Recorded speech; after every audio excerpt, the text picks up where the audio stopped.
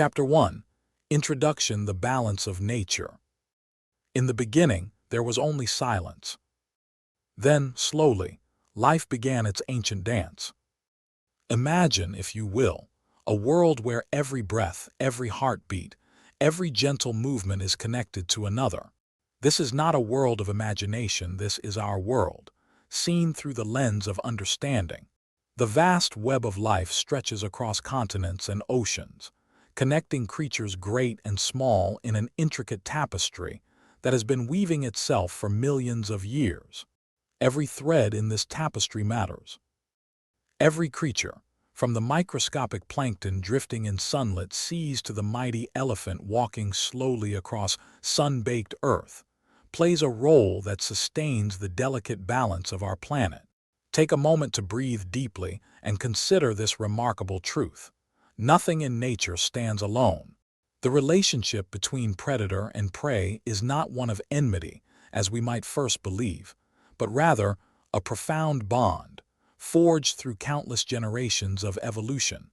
It is a relationship built not on hatred, but on necessity, not on cruelty, but on the fundamental drive to survive and flourish. Scientists have given a name to this intricate network. They call it the food web. But this clinical term barely captures the poetry of what actually occurs in nature every single day. It is a constant, gentle flow of energy that keeps our planet alive, breathing, growing, and changing. Energy flows from the sun to the smallest plants, from those plants to the gentlest herbivores, and from those herbivores to the most powerful predators. And when those predators eventually rest forever, their bodies return nutrients to the soil, feeding new plants, beginning the cycle anew. This cycle has no beginning and no end. It simply is, like the turning of the earth itself, like the rise and fall of the tides, like your own gentle breathing as you listen to these words. It is ancient beyond our comprehension, yet fresh as each new dawn. In the pages of this story, we will journey together through some of the world's most magnificent ecosystems. We will walk quietly through African savannas, where golden grass waves like an ocean in the wind. We will slip silently through tropical rainforests, where every shadow holds mystery, and every sound carries meaning. We will dive gently beneath the surface of vast oceans, where schools of fish move like liquid mercury, and we will soar above mountain peaks, where eagles ride the eternal winds. But more than that, we will discover something profound about the nature of existence itself. We will learn that what we sometimes perceive as the harsh realities of nature are, in fact, expressions of a deeper harmony. The lion that hunts the zebra, the eagle that swoops upon the rabbit, the shark that glides through schools of fish, these are not acts of violence, but movements in an ancient ballet that maintains the health and balance of the world. As we embark on this journey together, let your breathing slow and deepen. Feel your body settling into comfort. The stories we will share are not meant to disturb your peace, but to deepen it. They are reminders that we are all part of something larger than ourselves, something infinitely beautiful and perfectly balanced. The night is quiet around us now, and in this quietude, we can hear the gentle whisper of truth. Life and death, predator and prey, hunter and hunted, these are not opposites locked in eternal conflict, but partners in an endless dance of renewal and rebirth. Each plays their part with dignity and grace, contributing to the magnificent symphony of existence. So let us begin our journey with wonder rather than worry, with curiosity rather than concern. Let us explore the delicate balance that connects all living things, and in doing so, perhaps we will discover our own place in this vast, interconnected web of life. The earth turns slowly beneath the stars, and all across its surface, countless creatures great and small are living out their parts in this eternal story. Tonight, as you rest, you too are part of this story. Your breathing joins the breathing of forests, your heartbeat echoes the pulse of the oceans, and your dreams connect you to the dreams of all life on Earth. This is where our story begins, not with conflict, but with connection. Not with endings, but with the endless beginning of life itself. Chapter 2. The African Savanna, the Heartbeat of the Day. The sun rises slowly over the African savanna, painting the endless grassland in shades of gold and amber. This is the hour of awakening, when the great theater of life begins its daily performance. The air is still cool from the night, carrying the scents of wild herbs and distant rain. In this vast landscape that seems to stretch beyond the edge of the world, every creature has awakened to face another day in the eternal dance of survival. A herd of zebras moves quietly through the tall grass, their black and white stripes creating a mesmerizing pattern that shifts and flows like a living kaleidoscope. These are not just beautiful markings, each zebra's stripes are as unique as a human fingerprint, allowing family members to recognize each other even in the largest herds. But more importantly, these stripes serve as protection, confusing the vision of predators when the herd moves together, creating an optical illusion that makes it difficult to single out any individual animal. Watch how they move, not with panic, but with a quiet alertness that speaks of millions of years of evolution. Their heads lift periodically from the grass, ears rotating like satellite dishes, scanning the morning air for any sound that might signal danger. Their large, dark eyes reflect not fear, but a calm vigilance that has kept their species alive through countless centuries. Not far away, hidden in the dappled shadows of an acacia tree, a lioness waits with infinite patience. Look at her carefully, and you will see not the cruel predator of popular imagination, but a mother whose cubs depend on her success. Her golden coat blends perfectly with the dry grass around her, and her eyes, those amber eyes that seem to hold the wisdom of ages, track the movement of the zebra herd with professional interest, not malice. This lioness understands something that humans often forget. Hunting is not about anger or hatred. It is about survival, pure and simple. Studies conducted by wildlife researchers across decades have revealed a humbling truth about these magnificent predators. Lions succeed in capturing prey only 1 out of every 4 attempts. Think about that for a moment. 3/4 of their hunts end in failure, leaving them to face another day of growing hunger. Each failed attempt drains their strength, sapping energy they can barely afford to lose. In the harsh mathematics of the savanna, energy is the most precious currency, and it must be spent wisely. A single unsuccessful hunt can mean the difference between life and death, not just for the hunter but for the cubs waiting back at the den, their bellies empty and their future uncertain. But when success comes, and eventually, it feeds not just the hunter, but the entire pride. The older lions, the cubs too young to hunt, the injured or sick members of the family group all depend on the skills and dedication of the hunters. In this way, each successful hunt becomes an act of generosity, a sharing of life itself among the pride members. Meanwhile, the zebras continue their eternal vigilance. They have evolved their own strategies for survival, and these strategies are every bit as sophisticated as those of their predators. Their hearing is extraordinarily acute. They can detect the approach of a predator from vast distances. Their vision is excellent, allowing them to spot movement even in tall grass. And their legs, those powerful, graceful legs, can carry them at speeds of up to 40 miles per hour when danger threatens. But perhaps most importantly, zebras have learned the power of community. They live in small family groups led by a dominant stallion, but these groups often come together to form larger herds that provide protection through numbers. When one zebra spots danger, the entire herd knows within seconds. Their warning calls cut through the morning air like bells, and within moments, hundreds of hooves are ready to carry the herd to safety. The dance between predator and prey plays out across the savanna in countless variations. Sometimes the lioness will attempt to stalk, moving forward with incredible stealth, her body held low to the ground, every muscle coiled with potential energy. Sometimes she will wait, knowing that patience is often more effective than action. Sometimes she will work with other lionesses, coordinating their movements in a display of teamwork that would impress any human observer. And sometimes, more often than not, the zebras will detect her presence before she can get close enough to strike.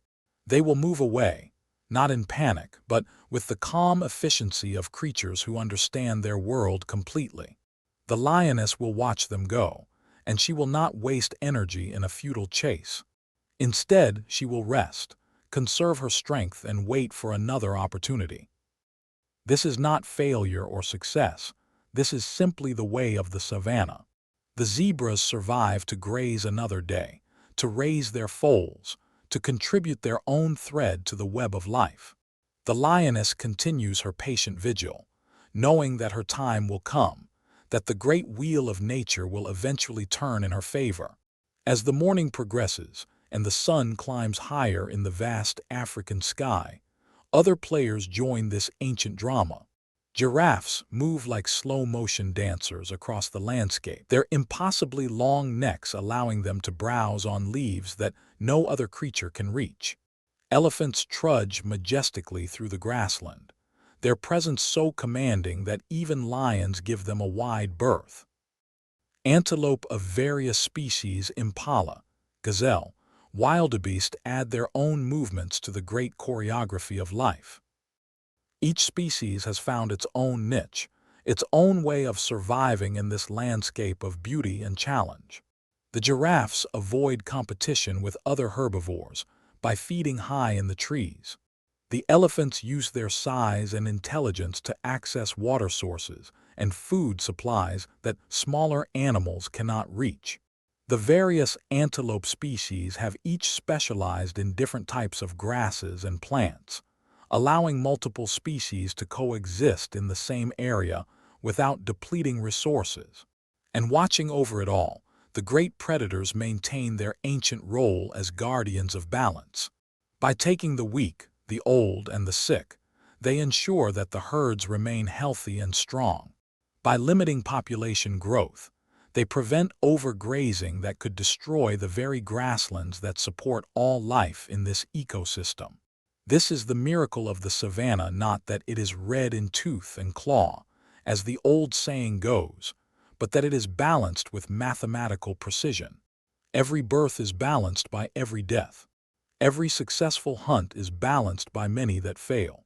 Every season of plenty is balanced by seasons of scarcity. And in this balance, all life not only survives but thrives. As afternoon approaches and the sun reaches its zenith, the great animals of the savanna seek shade and rest. The zebras gather under acacia trees, their breathing slow and steady. The lioness settles into the cool earth beneath a bush, her golden form nearly invisible against the dappled shadows. The giraffes stand like elegant sculptures against the endless blue sky, their heads nodding gently as they doze standing up. This is the time of quiet on the savanna, when the urgent business of survival gives way to the peaceful rhythm of rest and restoration. The grass continues to grow, the wind continues to blow, and the great heartbeat of Africa continues to pulse beneath it, all steady, eternal, and infinitely reassuring. In this quietude, we can hear the deeper truth of the savanna. It is not a place of conflict, but a place of profound cooperation. Every creature, whether predator or prey, contributes to the health and stability of the whole.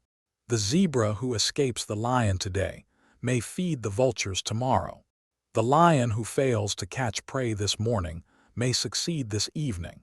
The grass that is grazed today will grow back tomorrow, nourished by the droppings of the very animals that consumed it.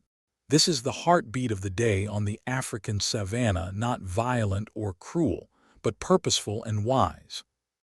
It is a rhythm that has been playing for millions of years, and it will continue long after we are gone, a testament to the power of balance, the wisdom of nature, and the endless capacity of life to renew itself. Chapter 3. The Tropical Rainforest Life in the Shadows. Deep within the tropical rainforest, where the air itself seems alive with possibility, a different kind of drama unfolds. Here, beneath the vast green canopy that filters sunlight into countless dancing patterns, the relationship between predator and prey takes on an almost mystical quality. This is a world of shadows and whispers, where every leaf might conceal a hunter, and every branch might shelter the hunted. The rainforest is perhaps the most complex ecosystem on Earth, a living cathedral where life exists in multiple dimensions. From the forest floor to the highest branches of the emergent trees, stretching sometimes more than 200 feet toward the sky, countless creatures have carved out their own unique niches in this vertical world. And moving through this three-dimensional maze with the fluid grace of liquid shadow, the jaguar represents one of nature's most perfect predators. Watch as she moves through the understory, her muscular body flowing between tree trunks and vines with impossible silence. Her spotted coat rosettes, scientists call them, blend perfectly with the dappled light that filters through the leaves above. Each rosette is unique, as individual as a fingerprint, and together they create a pattern that breaks up her outline, making her nearly invisible even to the keenest eyes. This is camouflage raised to an art form. The jaguar has evolved over millions of years to become the perfect hunter for this environment. Her paws are large and padded, allowing her to move across the forest floor without making the slightest sound. Her powerful shoulders and haunches give her the ability to leap incredible distances, essential in a world where prey might be 20 feet above her head, or beyond a seemingly impossible gap between trees. But perhaps most remarkably, the jaguar is equally at home on the ground, in the trees and in the water. Unlike most big cats, jaguars are excellent swimmers, and they often hunt caimans and fish in the rivers that wind through the rainforest. This versatility makes them uniquely suited to life in an ecosystem where prey animals have learned to escape danger by moving between different vertical levels of the forest. High above in the canopy, a troop of howler monkeys goes about their morning routine, seemingly unaware of the predator below. These remarkable primates have evolved their own survival strategies, perfectly suited to life in the trees. Their powerful hands and feet, with opposable thumbs and long fingers, allow them to move through the canopy with remarkable agility, swinging from branch to branch in a style of locomotion scientists call brachiation. But their most famous adaptation is their voice, hence their name. Howler monkeys possess one of the loudest calls in the animal kingdom, a haunting sound that can carry for miles through the dense forest. This call serves multiple purposes. It helps family groups stay in contact across the vast canopy. It establishes territory boundaries, and most importantly for our story, it serves as an early warning system for the entire forest community. When a howler monkey spots a jaguar, their alarm call cuts through the humid air like a bell, alerting every creature within hearing distance. This is one of the most beautiful examples of interspecies cooperation in nature, monkeys warning not just other monkeys, but birds, other mammals, even reptiles and amphibians about the presence of danger. The jaguar hears the call, but she does not seem concerned. She understands the forest's communication network, as well as any creature that lives here. Sometimes the calls work in her favor. Panicked prey animals fleeing from her presence might run directly into the path of other predators, or they might make noise that reveals their location. The jaguar has learned to be patient, to use the forest's own rhythms to her advantage. For hours, she might move through her territory without making a single hunting attempt. She pauses to drink from a clear stream, her pink tongue lapping at the water with surprising delicacy. She marks trees with her scent, communicating with other jaguars who might pass this way days or weeks later. She rests in the cool shade of a massive cecropia tree, her breathing slow and steady as she conserves energy for the moment when opportunity presents itself. When that moment comes, it happens with startling suddenness. A coati, a tropical relative of the raccoon, makes the mistake of venturing too far from its family group, attracted by the scent of ripe fruit that has fallen to the forest floor. The coati is an intelligent, adaptable creature with excellent eyesight and hearing, but in this moment, its attention is focused on the food before it rather than the danger lurking nearby. The jaguar's attack is a masterpiece of predatory efficiency. There is no dramatic chase, no prolonged struggle. In one fluid motion, she springs from her hiding place, covers the distance to her prey in a single bound, and delivers a bite so precisely placed and powerful that the coati's life ends almost instantly.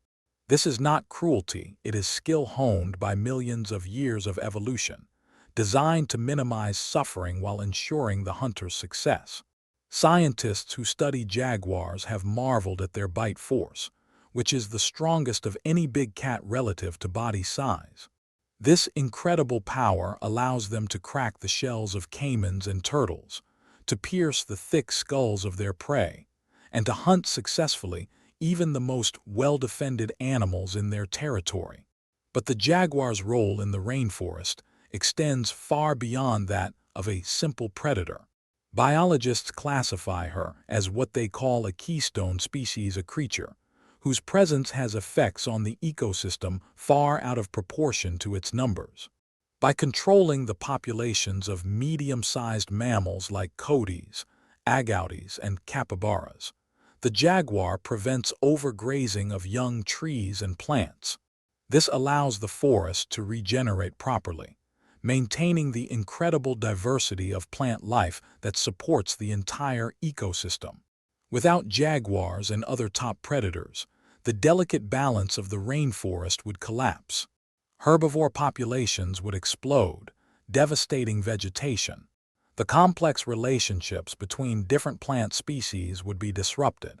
The forest's ability to produce oxygen, sequester carbon, and regulate local climate would be severely compromised.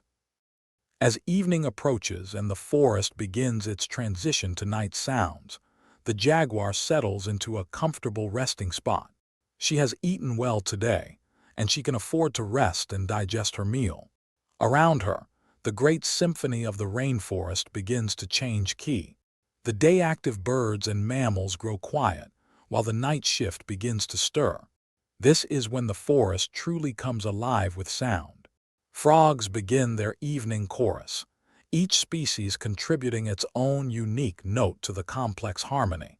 Insects emerge in countless billions, their chirping and buzzing creating a white noise that paradoxically seems to make the forest more peaceful rather than less.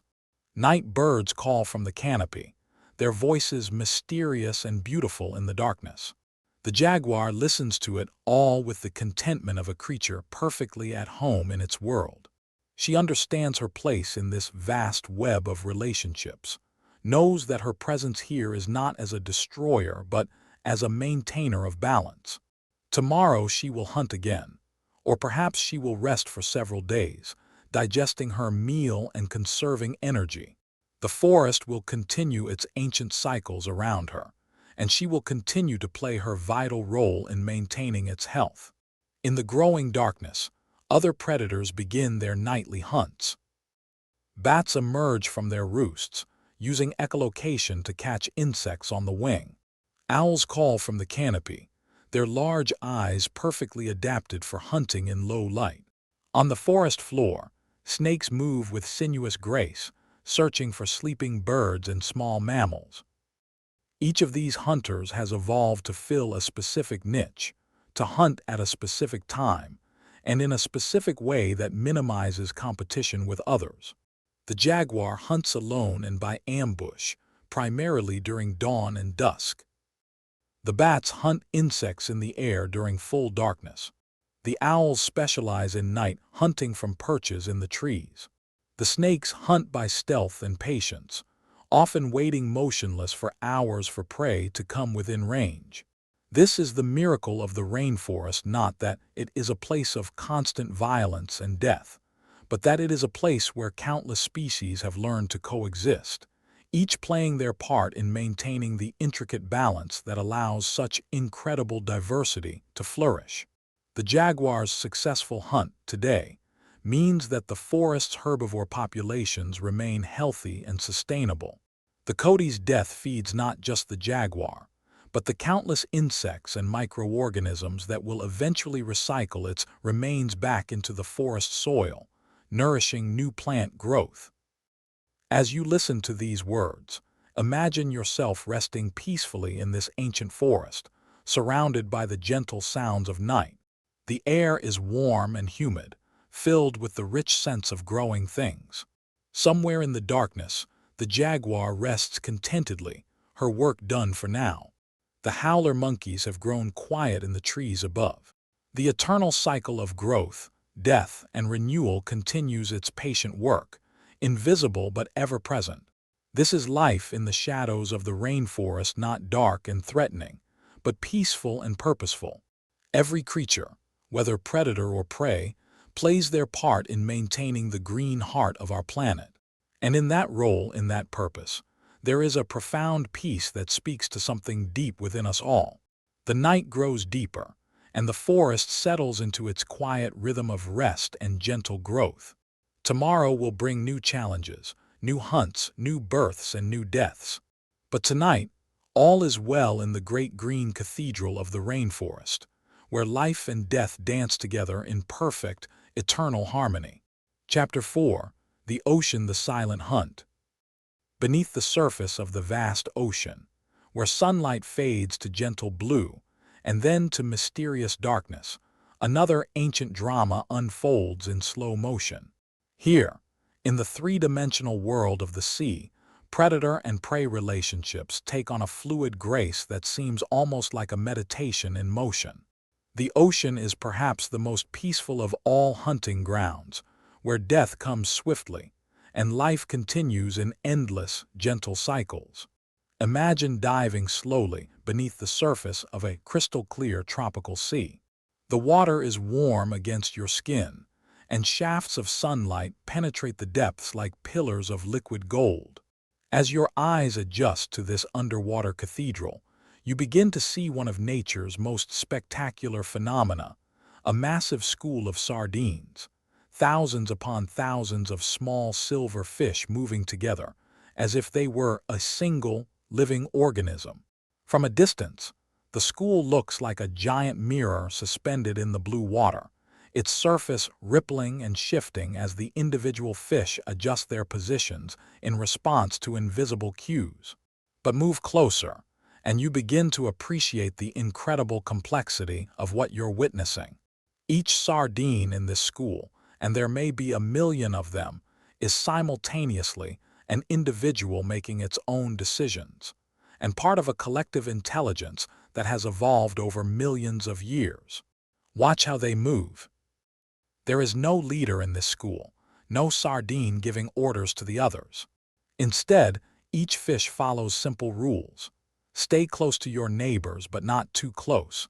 Swim in the same direction as those around you. Move away from anything that might represent danger. These simple rules, followed by millions of fish, create patterns of extraordinary beauty and complexity. The school pulses and breathes like a living thing. Sometimes it forms a tight, spherical ball, every fish oriented toward the center for maximum protection. Sometimes it stretches into a long, flowing ribbon that snakes through the water like liquid mercury. Sometimes it splits into multiple smaller groups, only to reform moments later into a single, coordinated mass. This is not random behavior. This is one of nature's most sophisticated defense strategies. When predators approach, the school's response is immediate and coordinated. The fish on the outside of the group sense danger first and begin to move toward the center. This movement ripples through the entire school like a wave, creating the spectacular formations that have amazed marine biologists for decades. But today, this ancient defense system is about to be tested. From the blue depths beyond, a pod of dolphins approaches with purposeful intent. These are not the playful dolphins of marine parks, but wild hunters, intelligent, coordinated, and efficient. Their sonar clicks echo through the water as they communicate with each other, sharing information about the location and movement of their prey. Dolphins are perhaps the most intelligent hunters in the ocean. They have been observed using tools, teaching their young sophisticated hunting techniques, and even engaging in cooperative hunting behaviors with entirely different species. Their brains are large and complex, and their social structures are intricate webs of relationships that can span generations. As they approach the sardine school, the dolphins spread out into a coordinated formation. This is not instinctive behavior, this is learned strategy, passed down from mother to calf through generations of dolphins. Some dolphins will herd the fish, swimming in wide circles around the school to keep it contained. Others will take turns rushing into the center of the school to grab individual fish. The attack, when it comes, is breathtakingly beautiful. The lead dolphin bursts through the sardine school like a gray torpedo, its streamlined body perfectly designed for speed and maneuverability. The sardines explode outward in a shower of silver, their collective intelligence responding instantly to the threat. But the dolphins are ready for this response. They have positioned themselves to take advantage of the school's predictable defensive maneuvers. What follows is a choreographed dance that has been refined over millions of years of evolution. The sardines swirl and spiral, forming those mesmerizing patterns that look like living galaxies suspended in the blue water. The dolphins work as a team, taking turns to feed while their partners maintain the formation that keeps the school from dispersing entirely. But even as this drama unfolds, another predator watches from below. A great white shark glides silently through the deeper water, its prehistoric form moving with an efficiency that has remained unchanged for hundreds of millions of years. The shark is not interested in individual sardines, it is watching the dolphins, waiting for an opportunity to snatch one of the smaller predators during the excitement of their hunt. This is the ocean's version of the food web complex, multi-layered and constantly shifting. The sardines feed on plankton and small crustaceans. The dolphins feed on sardines and other small fish. The sharks feed on dolphins, seals, and other marine mammals.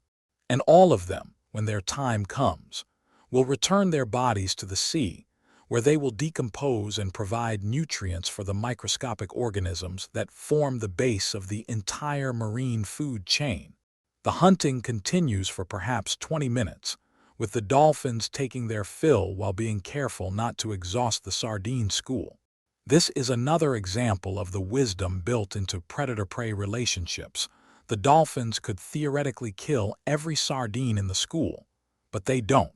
They take what they need and then move on, allowing the school to recover and continue its role in the marine ecosystem. As the dolphins depart, satisfied with their hunt, the sardine school slowly reforms. The surviving fish, still numbering in the hundreds of thousands, resume their gentle swimming patterns. The school is smaller now, but it is still viable, still capable of playing its crucial role in the ocean's food web. This is one of the most remarkable aspects of marine predator-prey relationships, their sustainability. Unlike terrestrial hunts, which often involve single predators taking single prey animals, oceanic hunts typically involve multiple predators feeding from large groups of prey. This allows for what biologists call sustainable harvesting. The predators take enough to meet their needs without destroying the prey population. The sardine school will continue its journey across the ocean, growing as young fish mature and join the group, shrinking as predators take their toll, but maintaining an overall stability that has allowed this species to survive for millions of years. They will spawn in vast numbers, releasing clouds of eggs that will drift with the currents. Some of these eggs will be eaten by other fish, some will fail to hatch, but enough will survive to ensure the continuation of their species. Meanwhile, Other dramas are playing out throughout the ocean's depths. In the kelp forests of cooler seas, sea otters dive for sea urchins, their playful behavior masking the serious business of controlling urchin populations that could otherwise devastate the underwater forests. In coral reefs, countless small fish dart between the branches of coral, pursued by moray eels and reef sharks whose presence helps maintain the delicate balance of these underwater cities. In the deepest parts of the ocean, where no sunlight penetrates, bizarre creatures with their own built-in lights hunt in eternal darkness. Giant squid battle with sperm whales in encounters so rare that humans have only recently been able to document them. On the sea floor, bottom-dwelling creatures process the constant rain of organic matter that drifts down from the surface waters, recycling nutrients back into the marine ecosystem. Each of these relationships, from the smallest to the largest, contributes to the ocean's overall health and stability. The sardines that escape today's hunt will continue to feed on plankton, helping to control algae populations and maintain water quality. The dolphins that fed successfully will have the energy to raise their calves and pass on their hunting knowledge to the next generation. Even the great white shark, still cruising in the depths below, plays its part by keeping marine mammal populations healthy and preventing any single species from becoming too dominant. As evening approaches and the sun begins to set on the ocean's surface, the underwater world prepares for its nightly transformation. Many of the day-active fish will seek shelter in crevices and caves, while night-active predators begin to stir. The great vertical migration begins one of the most spectacular movements of life on Earth, as billions of small creatures rise from the deep waters toward the surface to feed under cover of darkness. This is the ocean's lullaby, not the violent struggle for survival that we might imagine, but a gentle, rhythmic cycle of feeding and being fed, of hunting and being hunted, all conducted with the fluid grace that only water can provide. The sardines swim onward through the darkening sea, their silver bodies catching the last rays of sunlight that penetrate the depths. The dolphins rest and play in the growing twilight. The great shark continues its patient patrol of the deeper waters. In this vast underwater world, death is swift and largely painless. The sardine taken by a dolphin experiences only a moment of awareness before its life ends, its body providing energy that will sustain the dolphin's complex brain and active lifestyle. There is no cruelty here, no unnecessary suffering, only the clean, efficient transfer of energy that keeps the ocean's great web of life functioning. Tonight, as the surface waters grow calm under the starlit sky, imagine yourself floating peacefully in this underwater realm. Feel the gentle currents carrying you along.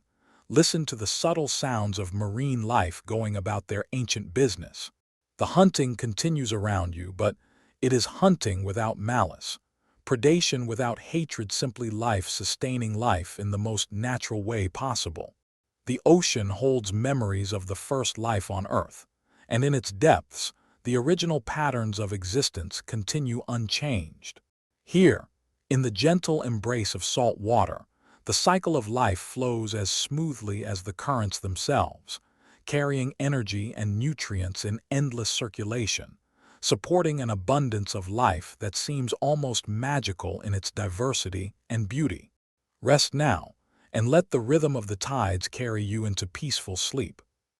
The ocean's ancient wisdom whispers through every wave. Life feeds life, death nurtures life, and in this eternal exchange, there is no loss, only transformation, only the endless miracle of existence itself. Chapter 5. Mountains and Skies. Hunters of the wind. High above the valleys and plains, where the air grows thin and the sky seems close enough to touch, a different kind of hunting takes place. Here, among the peaks and ridges of the world's great mountain ranges, predators have learned to use the very winds as their allies, and prey animals have adapted to life in landscapes so vertical and challenging that they seem to defy the laws of physics. The golden eagle sits motionless on a rocky outcrop, 2 miles above sea level, her keen eyes surveying a domain that stretches to the horizon in every direction.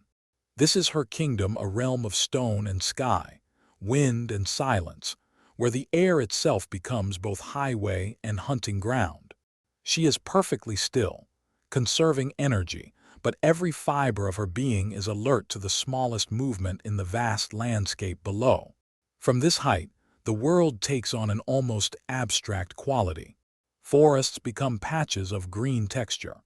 Rivers become silver threads winding through the landscape. And somewhere in that vast tapestry of earth and vegetation, small movements betray the presence of potential prey. The eagle's vision is perhaps the most remarkable in the animal kingdom. She can detect the movement of a rabbit from more than 2 kilometers away, can spot the gleam of a fish in a stream from a height that would make the fish invisible to human eyes. This extraordinary visual acuity is the result of millions of years of evolution. The eagle's eyes are proportionally much larger than human eyes, and they contain a much higher density of light-sensitive cells. More importantly, they have 2 focusing centers instead of the single center that humans possess, allowing the eagle to track moving objects while simultaneously maintaining a wide field of view for spotting new opportunities. But vision is only part of the eagle's remarkable hunting arsenal. Watch as she spreads her wings and launches herself from the cliff face. Those wings, spanning more than 7 feet from tip to tip, are masterpieces of aerodynamic engineering.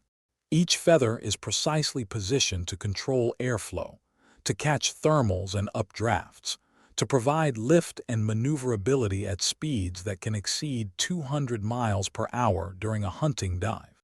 The eagle soars effortlessly on the mountain winds, adjusting her position with minute movements of her wings and tail. She understands the air currents around these peaks as intimately as a sailor knows the tides. She knows where the thermals rise from sun-heated rocks, where the wind shears around cliff faces, where the downdrafts can either help or hinder her hunting efforts. Far below, seemingly unaware of the predator circling high above, a young marmot ventures out from its burrow to feed on the sparse vegetation that grows between the rocks. Marmots are the mountain's gardeners, perfectly adapted to life at high altitude where the growing season is short and the weather can change from pleasant to life-threatening in a matter of minutes. This particular marmot is feeding in the early morning hours, when the mountain air is still cool and the winds are gentle. Its thick fur provides insulation against the cold, while its compact body shape minimizes heat loss in the thin mountain atmosphere. Large, powerful paws allow it to dig extensive burrow systems in the rocky soil underground cities that provide shelter not just for marmot families, but for dozens of other mountain species that take advantage of these excavations. The marmot's feeding behavior has been shaped by generations of predation pressure. It rarely ventures far from a burrow entrance, and it frequently pauses to scan the sky and surrounding rocks for signs of danger. Its alarm call, a sharp whistle that can carry for miles in the thin mountain air, serves as an early warning system for the entire mountain community. But today, the eagle's approach is perfectly timed and executed. She has been riding the thermals in a wide spiral, gradually working her way into position without alerting her prey. From the marmot's perspective, the eagle is just another dark speck against the vast blue sky, indistinguishable from the ravens and other birds that regularly patrol these heights. When the eagle finally begins her hunting dive, she transforms from a soaring bird into something that seems almost supernatural. She folds her wings partially against her body, adjusting their angle to control her speed and trajectory with mathematical precision. The wind whistles through her primary feathers as she accelerates, but she makes no sound that would alert her prey to the approaching danger. This is hunting reduced to its purest essence, a meeting between predator and prey that will be decided in a matter of seconds by millions of years of evolutionary refinement.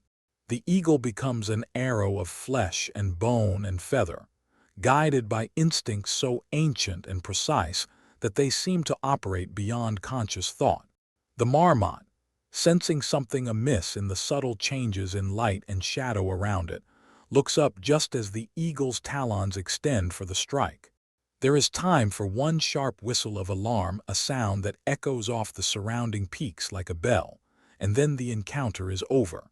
The eagle's talons, powered by legs strong enough to crush bone, close around her prey with swift finality. This is not cruelty, this is precision. The eagle's strike is designed by evolution to be as swift and painless as possible, not out of any sense of mercy, but because a quick, clean kill minimizes the risk of injury to the predator and reduces the energy expenditure required for the hunt. In the harsh environment of high mountains, where food is scarce and every calorie precious, efficiency in hunting is literally a matter of life and death. The marmot's alarm call, though too late to save its own life, serves its purpose for the mountain community. Other marmots, hearing the warning, disappear into their burrows with the speed that only comes from constant vigilance. Pika's small, round-eared relatives of rabbits that live among the rocky talus slopes freeze motionless against the stone, their gray fur making them nearly invisible against the granite background. High above, a family of bighorn sheep, grazing on a ledge so narrow it seems impossible that anything could find purchase there, raise their heads at the sound. These magnificent animals, with their curved horns and sure feet, are among the most impressive of all mountain dwellers. They live their entire lives on slopes so steep that a single misstep could be fatal, yet they move across these vertiginous landscapes with the confidence of creatures born to vertical worlds. The bighorn sheep have their own relationships with mountain predators. Golden eagles occasionally take lambs, but the adult sheep are generally safe from aerial attack due to their size and their habit of staying close to cliff faces, where they can quickly retreat to ledges too narrow for large predators to follow. Instead, their primary predator is the mountain lion, a cat so adaptable and athletic that it has learned to hunt successfully in terrain that would challenge even the most experienced human rock climbers. Mountain lions are perhaps the most versatile predators in North America, equally at home in deserts, forests, and these high alpine environments. Their hunting strategy in the mountains relies on stealth, patience, and an intimate knowledge of their prey's behavior patterns. They know where the sheep come to drink, where they seek shelter during storms, which routes they use to move between feeding areas and bedding sites. But hunting bighorn sheep requires more than just knowledge and stealth. It demands physical capabilities that seem to border on the impossible. Mountain lions must be able to leap gaps that would terrify human climbers, must be able to maintain their footing on surfaces covered with loose scree and ice, must be able to make lightning-fast decisions about terrain while pursuing prey at high speed across landscapes where a single mistake could mean a fatal fall. The relationship between mountain lions and bighorn sheep is one of the most dramatic examples of predator-prey evolution in the natural world. The sheep have developed incredible agility and sure-footedness, along with excellent vision that allows them to spot potential threats from great distances. The mountain lions have responded by becoming even more stealthy and athletic, developing hunting strategies that take advantage of terrain features and weather conditions that might give them a temporary advantage. But perhaps the most remarkable aspect of this relationship is how rarely these encounters actually occur. Mountain lions are solitary hunters with enormous territories. A single male might patrol an area of 100 square miles or more. Bighorn sheep, while not as wide-ranging, are constantly moving in search of food and water in their harsh environment. The chances of predator and prey being in the same place at the same time under conditions that favor a successful hunt, are relatively small. This is another example of the natural balance that exists in healthy ecosystems.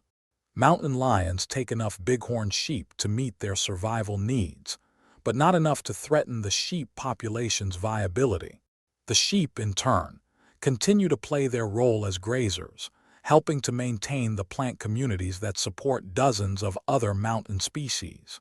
Meanwhile, the golden eagle that successfully captured the marmot has returned to her nest, a massive construction of sticks and bones built on a cliff ledge that offers commanding views of her hunting territory. Here, her mate and their two eaglets wait for her return. The eaglets, still covered in fluffy white down but showing the first signs of their adult plumage, greet their mother with excited cries that echo off the surrounding peaks. The eagle's successful hunt means more than just a meal. It represents the continuation of her genetic line, the passing on of hunting skills and territorial knowledge that have been refined over countless generations. When these eaglets are old enough, they will learn to read the wind patterns around these peaks, to recognize the subtle signs that indicate prey animals are active below, to time their hunting dives for maximum effectiveness. This is how the mountains maintain their predator populations, not through random chance, but through the careful transmission of knowledge and skill from parent to offspring. Each generation of eagles learns not just how to hunt, but where to hunt, when to hunt, and how to survive in an environment that offers spectacular rewards, but tolerates no mistakes. As afternoon settles over the mountain peaks, the hunting activity begins to quiet. The golden eagle, having fed her family, settles on her nest to rest and digest. The marmot colony, shaken by the morning's drama, gradually resumes its activities as the immediate danger passes. The bighorn sheep continue their careful navigation of the cliff faces, ever vigilant but not paralyzed by fear. This is the rhythm of life in the mountains' intense moments of predation, balanced by long periods of peaceful coexistence.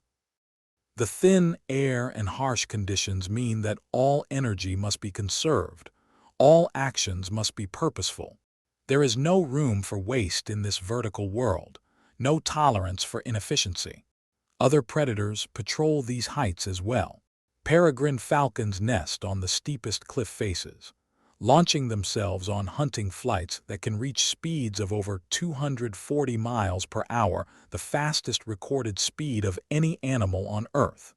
They feed primarily on other birds, intercepting migrants that use mountain passes as highways during their seasonal journeys. Lynx pad silently through the alpine meadows on their oversized paws, hunting snowshoe hares and ptarmigan with the patience and precision that characterizes all successful mountain predators. Their thick fur and compact bodies are perfectly adapted to life, in conditions where temperatures can drop far below zero, even during summer months. Ravens, those intelligent corvids that seem to thrive everywhere, play their own role in the mountain ecosystem as both predators and scavengers. They hunt small mammals and bird eggs when opportunities arise, but they also serve the crucial function of cleaning up carrion, the remains of animals that have died from causes other than predation. Each of these species has found its own niche in the mountain ecosystem, its own way of extracting energy from an environment that offers limited resources. The golden eagles hunt during the day, using their extraordinary vision and soaring ability. The mountain lions hunt primarily at dawn and dusk, using stealth and terrain to their advantage. The peregrine falcons specialize in high-speed aerial intercepts. The lynx rely on patience and the element of surprise. Together, they form a predatory guild that helps maintain the health and balance of mountain ecosystems. By taking the weak, the old, and the unwary, they ensure that prey populations remain within the carrying capacity of their harsh environment. By competing with each other for resources, they prevent any single predator species from becoming overly dominant. As the sun begins to set behind the western peaks, painting the sky in shades of gold and crimson that seem almost too beautiful to be real, the mountain settles into its evening quietude. The winds that have blown throughout the day begin to calm, and the temperature starts its nightly drop toward freezing. The golden eagle tucks her head under her wing, settling in for the night beside her mate and eaglets. Tomorrow will bring new hunting opportunities, new challenges, new moments of life and death played out against the backdrop of stone and sky. But for now, she rests contentedly, her successful hunt having secured another day of survival for her family. In the valleys far below, lights begin to twinkle in human settlements, but here in the high country, darkness brings only the eternal quiet of stone and star. The mountains keep their ancient vigil, indifferent to the dramas that play out on their slopes, yet providing the stage on which these dramas have been enacted for millions of years.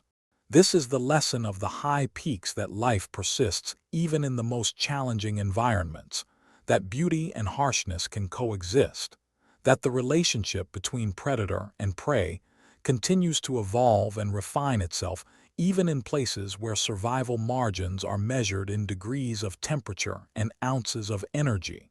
Sleep now, and dream of soaring on mountain thermals, of seeing the world spread out below like a living map, of the profound silence that exists only in the highest places on earth. In that silence, the ancient rhythms of life and death continue their patient work, maintaining the balance that has allowed these mountain ecosystems to flourish for millions of years. The peaks stand eternal under the star-filled sky, guardians of wisdom earned through countless cycles of season and storm.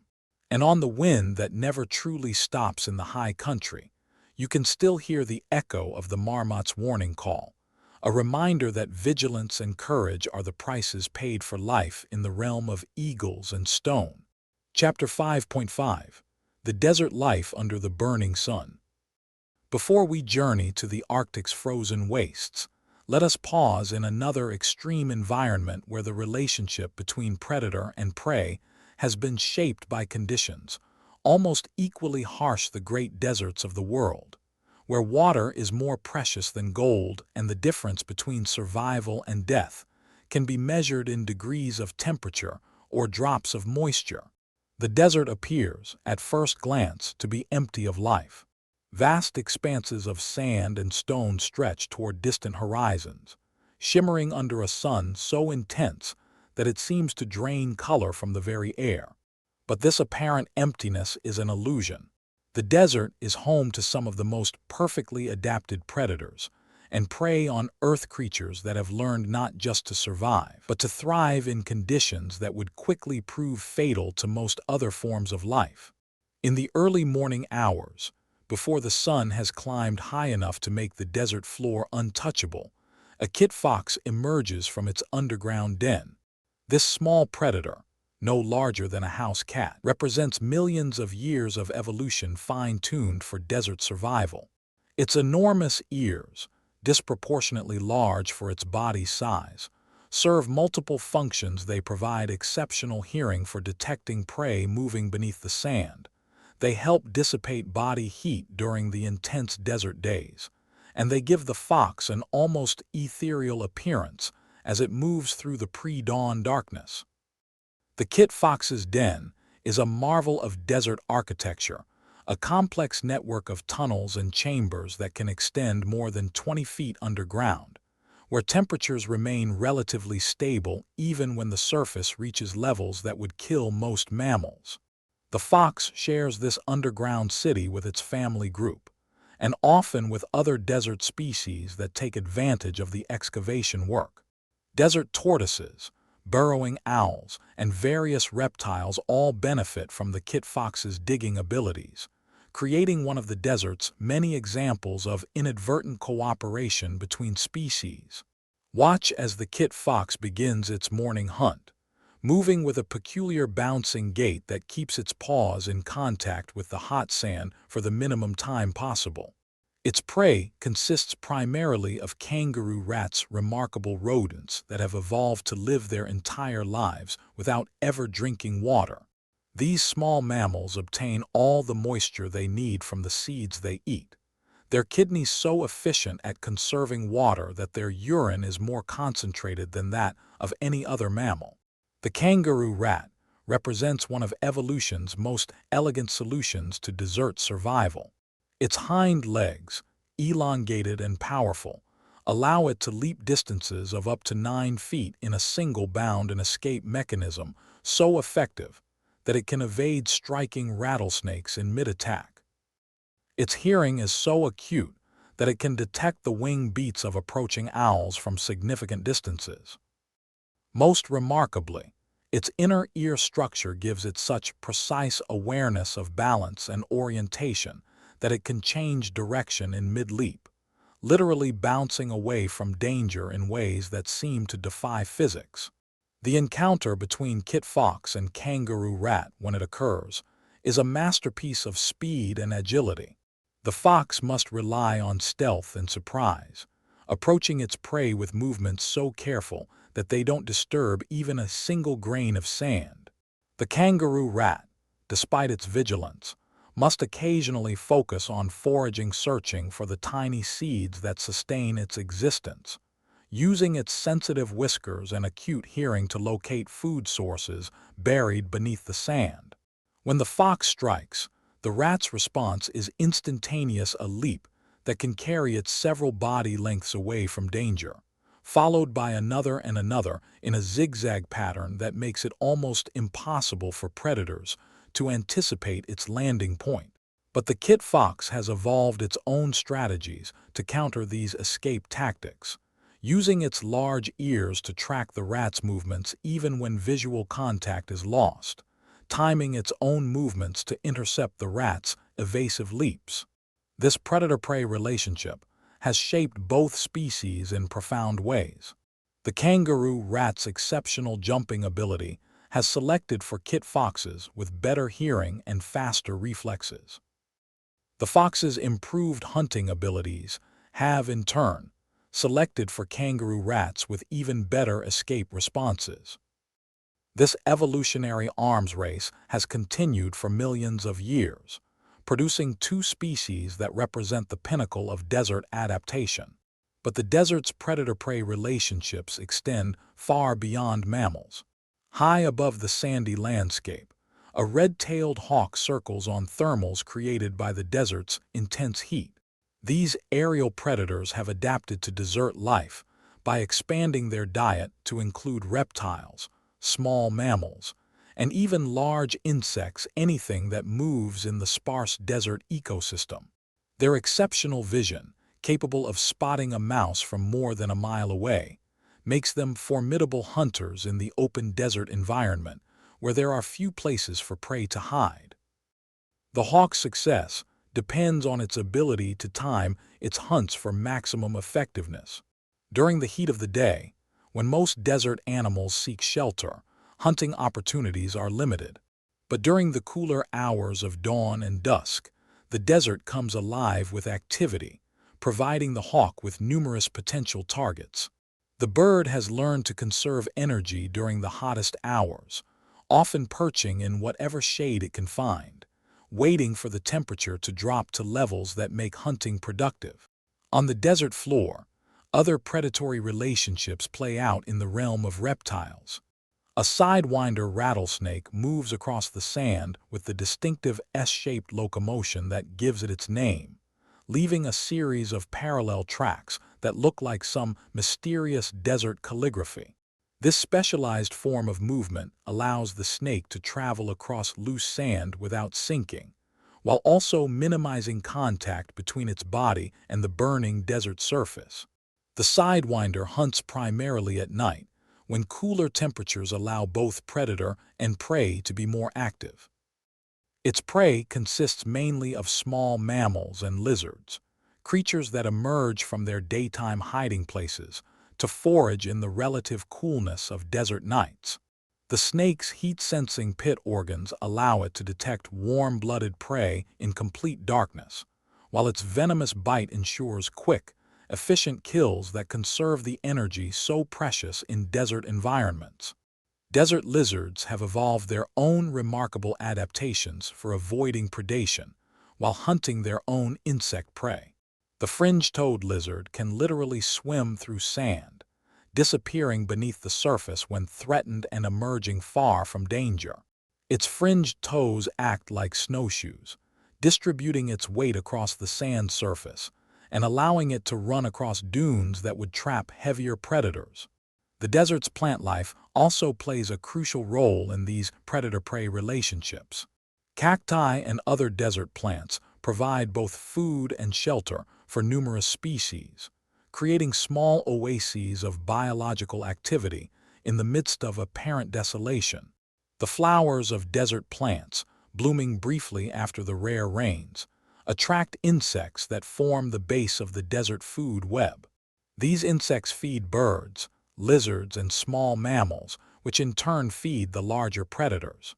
The timing of desert biological activity is perhaps the most remarkable aspect of these ecosystems. Many desert plants can remain dormant for years, waiting for sufficient rainfall to trigger blooming and reproduction. When rains do come, the desert explodes into live flowers blooming, insects emerging, breeding activities reaching fever pitch as every species rushes to take advantage of the brief window of abundance. This boom-and-bust cycle shapes predator-prey relationships in unique ways. Desert predators must be capable of surviving long periods of scarcity, while being able to quickly take advantage of periods of abundance. Many species have evolved the ability to slow their metabolism during lean times, entering states similar to hibernation that allow them to survive on minimal resources. The kit fox, having completed its morning hunt, returns to its underground den as the sun climbs higher and the desert surface begins to approach temperatures that could prove fatal to mammals.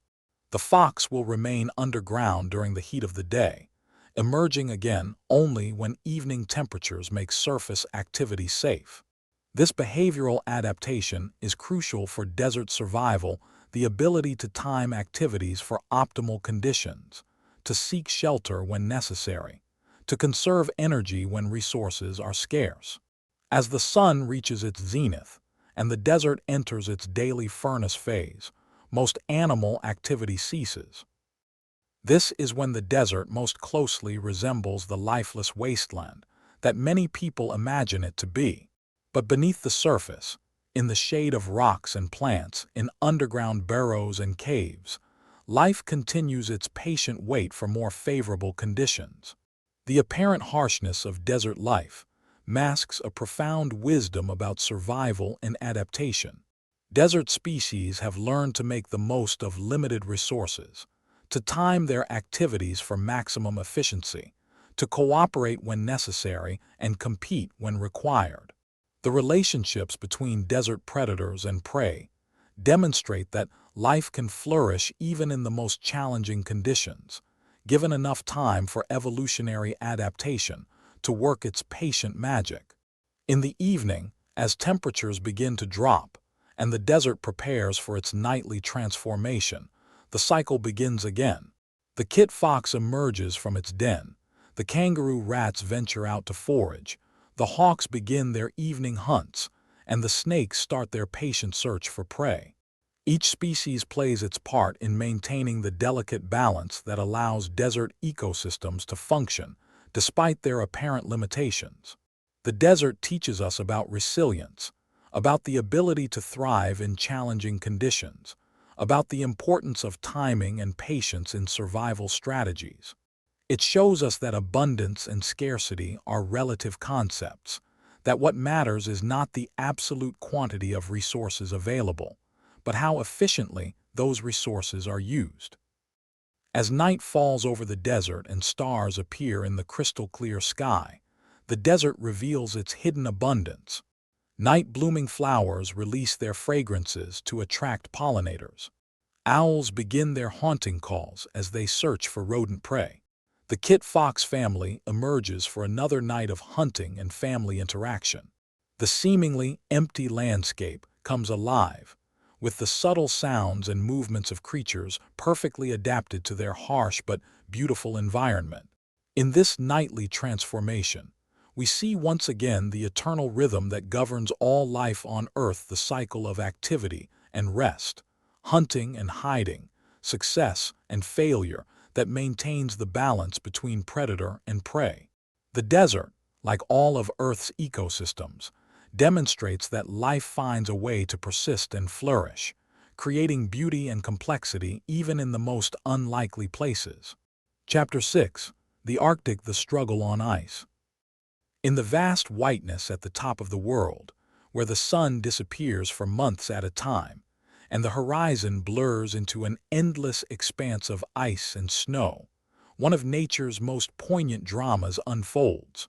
Here, in the Arctic, the relationship between predator and prey has been tested by millennia of harsh conditions, creating adaptations so remarkable that they seem to belong to another planet entirely. Yet today, this ancient balance faces a new challenge, one that threatens to rewrite the rules of survival that have governed these frozen lands for countless generations. The polar bear moves across the sea ice with the patient, measured gait of a creature perfectly adapted to its environment. Each massive paw, nearly a foot across, distributes her 1,000-pound weight so effectively that she can walk safely across ice too thin to support a much lighter human. Her fur, which appears white from a distance, is actually composed of hollow, transparent hairs that trap air for insulation while allowing her black skin underneath to absorb every precious ray of Arctic sunlight. This is Ursus maritimus, the maritime bear, a creature so specialized for life on sea ice that she represents one of evolution's most remarkable success stories. Every aspect of her biology, from her enormous liver that can process the vitamin-rich fat of seals to her ability to slow her metabolism during lean times, has been shaped by the unique demands of Arctic life. But the polar bear's most crucial adaptation is not physical, it is behavioral. She has learned to be a hunter of extraordinary patience and precision, capable of waiting motionless beside a seal's breathing hole for hours or even days, until her prey surfaces for air. This is hunting elevated to an art form, requiring not just physical skill, but a deep understanding of her prey's behavior patterns and the ever-changing nature of the sea ice itself. The ice beneath her paws tells a story that she can read like a book. The color and texture of the surface reveal the thickness and stability of the ice below. The sound her footsteps make as she walks tells her whether the ice is solid or beginning to weaken. The patterns of cracks and pressure ridges guide her toward the areas where seals are most likely to maintain breathing holes. Somewhere beneath this frozen surface, a ringed seal goes about the business of survival that has occupied its species for millions of years. Ringed seals are the polar bear's primary prey, and they have evolved their own remarkable adaptations for life in the Arctic Ocean. They can dive to depths of 300 feet and hold their breath for up to 45 minutes, allowing them to hunt for Arctic cod and other fish beneath the ice while avoiding most surface predators. But seals are mammals, and like all mammals, they must breathe air to survive. This simple biological requirement creates the opportunity that polar bears depend on for their survival. Ringed seals maintain multiple breathing holes in the sea ice, using their strong claws to keep these holes open even as new ice forms around them. These holes, invisible from above except to the trained eye of a polar bear, represent the intersection points where two worlds meet: the aquatic realm below the ice and the frozen landscape above. The polar bear approaches one such breathing hole with infinite caution. She can smell the seal through the ice, can detect the subtle signs that indicate this hole is actively maintained and regularly used. She positions herself downwind of the hole, motionless as a statue, and begins the most challenging hunt in the animal kingdom, a hunt that requires not just skill and strength, but the psychological endurance to remain perfectly still for hours at sub-zero temperatures. This is hunting reduced to its most fundamental elements: patience versus necessity, predator versus prey, survival versus death. The polar bear's cubs, if she has any, are back at the den, dependent on her success for their very lives. Young polar bears stay with their mothers for more than 2 years, learning the complex skills required to survive in this harsh environment. Without successful hunts like this one, entire generations can fail to survive to reproductive age. The seal, when it finally surfaces, has only seconds to breathe before diving again. But the polar bear has been waiting, her massive muscles coiled like springs, her timing honed by years of experience and generations of genetic programming. When the seal's whiskered snout breaks the surface, the bear's response is instantaneous, a lightning-fast strike with claws and jaws that can crush bone, followed by the powerful effort required to haul a 150-pound seal up through a hole barely large enough for the animal to fit through. This successful hunt represents far more than just a meal. The seal's fat-rich body will provide the bear with enough calories to sustain her for days or even weeks, storing energy as body fat that will see her through periods when hunting is impossible. In the Arctic, where food sources are scarce and hunting opportunities can be separated by long stretches of time, each successful hunt becomes a crucial investment in future survival. But the polar bear's successful hunt today takes place against a backdrop of change that is unprecedented in the long history of the Arctic. The sea ice that forms the foundation of this ecosystem is shrinking, both in extent and in thickness, as global temperatures rise. The hunting season, the period each year when bears can access their seal prey, is becoming shorter, forcing bears to fast for longer periods and reducing their reproductive success. Scientists who study polar bears have documented alarming trends across their range. Adult bears are becoming thinner on average, with lower reproductive rates and higher cub mortality. Some populations that were once stable are now declining, their numbers reduced by the simple mathematics of energy balance. When bears cannot hunt for enough of the year to build the fat reserves they need to survive, populations inevitably shrink. The ice beneath the polar bear's feet tells this story in its own language. Where once the Arctic Ocean was covered by thick, multi-year ice that persisted through summer after summer, growing thicker and more stable with each passing year, now much of the ice is thin, first-year ice that melts completely each summer. This younger, thinner ice is less stable, more prone to breaking up early in the spring, and less reliable as a hunting platform. For the seal populations, these changes present their own challenges. Ringed seals depend on stable ice for breeding, creating snow caves on the ice surface where they give birth to their pups. If the ice breaks up too early or becomes too unstable, seal reproduction suffers as well. The changes affecting Arctic ice are reshaping the entire ecosystem, not just the relationship between polar bears and seals, but the complex web of relationships that includes Arctic foxes, seabirds, walruses, and dozens of other species that depend on sea ice for survival. Yet even as these changes accelerate, the ancient drama of predator and prey continues to play out across the Arctic.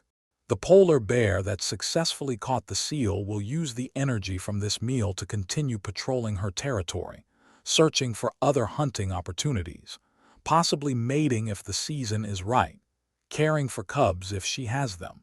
The seal populations, despite their losses to predation, continue to maintain breathing holes, to reproduce, to adapt to the changing conditions as best they can. Other Arctic predators face similar challenges and opportunities. Arctic foxes, those small white ghosts that seem to materialize from and disappear into the snowy landscape, depend heavily on the remains of polar bear kills during the winter months. When bears are successful, foxes benefit from the scraps and bones left behind. When bear hunting declines, fox populations suffer as well. The Arctic fox demonstrates its own remarkable adaptations to this harsh environment. Its fur changes from brown in summer to white in winter, providing perfect camouflage in both seasons. Its small, compact body shape minimizes heat loss, while its furry paws act like natural snowshoes, allowing it to move efficiently across deep snow. Its diet is incredibly flexible, including lemmings, birds, eggs, carrion, and even marine resources when available. Snowy owls, those magnificent white raptors of the tundra, time their breeding cycles to coincide with lemming population peaks, producing large clutches of eggs when prey is abundant, and sometimes not breeding at all during years when lemmings are scarce. Their hunting strategy is perfectly adapted to the open Arctic landscape, using their exceptional hearing to detect prey moving beneath the snow and their silent flight to approach without alerting their quarry. Even the seemingly barren Arctic Ocean supports its own predatory relationships. Beluga whales, those white cetaceans that seem to smile perpetually, hunt Arctic char and cod in the cold waters beneath the ice. Narwhals, with their distinctive spiral tusks, dive to extraordinary depths to hunt deep-water squid and fish. Both species must time their migrations carefully to avoid being trapped by rapidly forming ice. As winter settles over the Arctic and the brief summer gives way to months of darkness, the polar bear settles into the rhythm that has sustained her kind through countless such seasons. She will continue hunting as long as the ice remains stable enough to support her weight. She will build up fat reserves that will sustain her through the lean months ahead. If she is pregnant, she will dig a maternity den in a snowbank, where she will give birth to cubs and nurse them through their first vulnerable months. The cubs, when they are born, will be no larger than guinea pigs, tiny, blind, and helpless creatures, whose survival depends entirely on their mother's success as a hunter. They will grow rapidly on her rich milk, emerging from the den in spring as small but already formidable predators in training. They will stay with their mother for more than 2 years, learning not just how to hunt, but how to read ice conditions, how to navigate vast territories, how to survive in one of Earth's most challenging environments. This is the miracle of Arctic survival, not just that individual animals manage to thrive in such harsh conditions, but that entire populations persist, generation after generation, in an environment that seems hostile to life itself. The polar bear's successful hunt today represents thousands of years of evolutionary refinement, countless generations of bears that lived and died on the ice, gradually perfecting the skills and adaptations that allow their descendants to survive in this frozen realm. But survival in the Arctic has always required more than just individual adaptation. It has required a delicate balance between all the elements of the ecosystem. The seals depend on fish populations that depend on plankton that depend on ice sedge productivity. The bears depend on seals that depend on stable ice for breeding. The foxes depend on bears that depend on successful hunting seasons. When one element of this system changes, all the others must adapt or face decline. As the long Arctic night settles over this landscape of ice and snow, the polar bear continues her patient patrol across her territory. The aurora borealis paints the sky in shades of green and gold, a reminder that even in this seemingly lifeless landscape, energy flows in forms both seen and unseen. The ice creaks and groans beneath her feet as thermal expansion and ocean currents create new pressure ridges and leads of open water. Tomorrow will bring new hunting opportunities, new challenges, new tests of the survival skills that have been honed by millions of years of Arctic life. But tonight, The polar bear rests on the ice with the contentment of a predator that has fulfilled her most basic responsibility. She has found food in a land where food is scarce. She has taken another step toward ensuring the survival of her genetic line. She has played her part in maintaining the delicate balance that keeps Arctic ecosystems functioning. In the vast silence of the Arctic night, broken only by the distant calls of seals and the whisper of wind across the ice, the ancient rhythms of life continue their patient work. Predator and prey, hunter and hunted, survival and death all play their roles in a drama that has been unfolding for millions of years, and that will continue long after individual bears and seals have returned to the ice and snow from which they came. Sleep peacefully now, and dream of that pristine world of ice and snow, where survival depends not on complexity but on perfect adaptation, not on abundance but on the efficient use of scarce resources, not on ease but on the profound satisfaction that comes from mastering one of Earth's most challenging environments.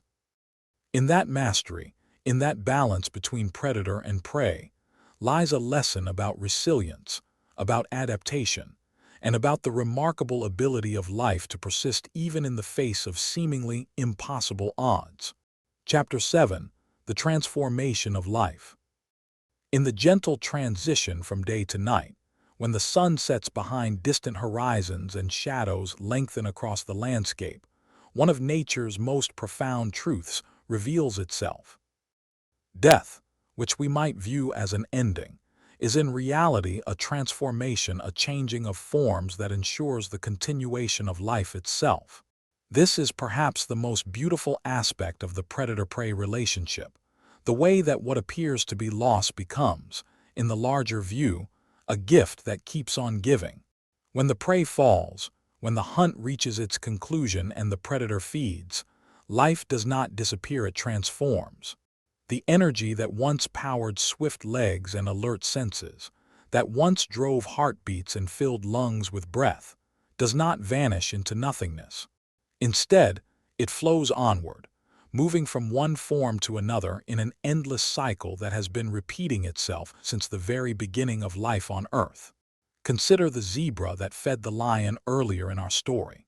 The grass that the zebra consumed during its lifetime, converting sunlight and soil nutrients into muscle and bone, now becomes fuel for the lion's powerful body. The lion uses this energy to hunt, to defend territory, to raise cubs, to play her vital role in the ecosystem's complex web of relationships. Nothing is lost in this transaction, only transformed from one kind of life into another. But the transformation extends far beyond the simple transfer of nutrients from prey to predator. When the lion has taken what she needs, when her hunger is satisfied and she moves away from her kill, the feast continues for dozens of other creatures. This is when we see one of nature's most efficient recycling systems in action, a process so thorough that virtually nothing goes to waste. The first to arrive are often the vultures, those magnificent birds that possess perhaps the most highly developed waste disposal service in the natural world. Circling high above the African savanna on thermals invisible to human eyes, they spot carrion from distances that would make the carcass invisible to any ground-based observer. Their arrival is swift and purposeful, their role in the ecosystem so crucial that they have evolved specifically to perform this vital function. Watch a vulture at work, and you will see not the ugly scavenger of popular misconception, but a creature perfectly adapted to its essential role. Their featherless heads and necks allow them to feed without fouling the plumage that keeps them airborne. Their incredibly strong stomach acids can neutralize bacteria and toxins that would kill other animals, allowing them to safely consume meat that has begun to decompose. Their social behavior ensures that information about food sources is shared throughout the vulture community, maximizing the efficiency of the cleanup process. But vultures are just the beginning of the transformation process. African wild dogs, those painted hunters of the savanna, may arrive to claim whatever remains. Hyenas, with their powerful jaws capable of crushing bone, will take their share as well. Each species takes what it can use, and what it cannot use becomes available to the next wave of recyclers. The smaller scavengers arrive next: jackals with their quick wits and opportunistic feeding behavior, mongooses that dart in and out to snatch small morsels, even domestic dogs from nearby human settlements. Each plays their part in breaking down the carcass into smaller and smaller components, spreading the feast across a wider and wider network of beneficiaries. As the days pass, the transformation continues at a microscopic level. Insects arrive in vast numbers: flies and beetles whose larvae will grow fat on the remaining nutrients, converting them into forms that will feed birds, reptiles, and amphibians. The bones themselves become homes for bone-eating beetles, whose specialized digestive systems can break down calcium and phosphorus, returning these essential minerals to the soil. Even the hide and hair have their place in this great recycling system. Birds use fur and dried skin to line their nests, creating warm, soft homes for their chicks. Insects process the remaining organic matter, breaking complex proteins down into simpler compounds that can be absorbed by plants. Eventually, even the largest bones wither away, their minerals dissolved by rain and absorbed by grass and trees. This is the miracle of nature's recycling system, its absolute thoroughness. In a healthy ecosystem, nothing organic is wasted. Every molecule that once composed a living creature eventually finds its way into another living creature, or into the soil and water that support all life. The carbon that once formed part of a zebra's muscle tissue might become part of a grass blade, then part of another zebra, then part of another lion, in an endless cycle of transformation and renewal. But the transformation goes beyond just the physical recycling of matter and energy. The death of prey animals also helps maintain the genetic health of populations, ensuring that beneficial traits continue to be passed on to future generations. Predators typically take the young, the old, the sick, and the weak, those individuals whose genes may be less well-suited to survival in their particular environment. This natural selection process, while sometimes appearing harsh to human observers, actually strengthens prey populations over time. The zebras that escape the lion are often those with the best vision, the fastest legs, the quickest reflexes, the strongest social bonds. When these individuals breed, they pass on the traits that help them survive, gradually improving the overall fitness of the population. The same process works in reverse for predator populations. Lions that are successful hunters are more likely to survive and reproduce, passing on their hunting skills and physical attributes to their cubs. Lions that are poor hunters may fail to raise offspring, removing less effective hunting genes from the population. Over time, this process results in predator populations that are increasingly well adapted to hunting their specific prey species. This coevolutionary relationship between predators and prey has been driving biological innovation for hundreds of millions of years. As prey animals develop better defenses, predators evolve more effective hunting strategies.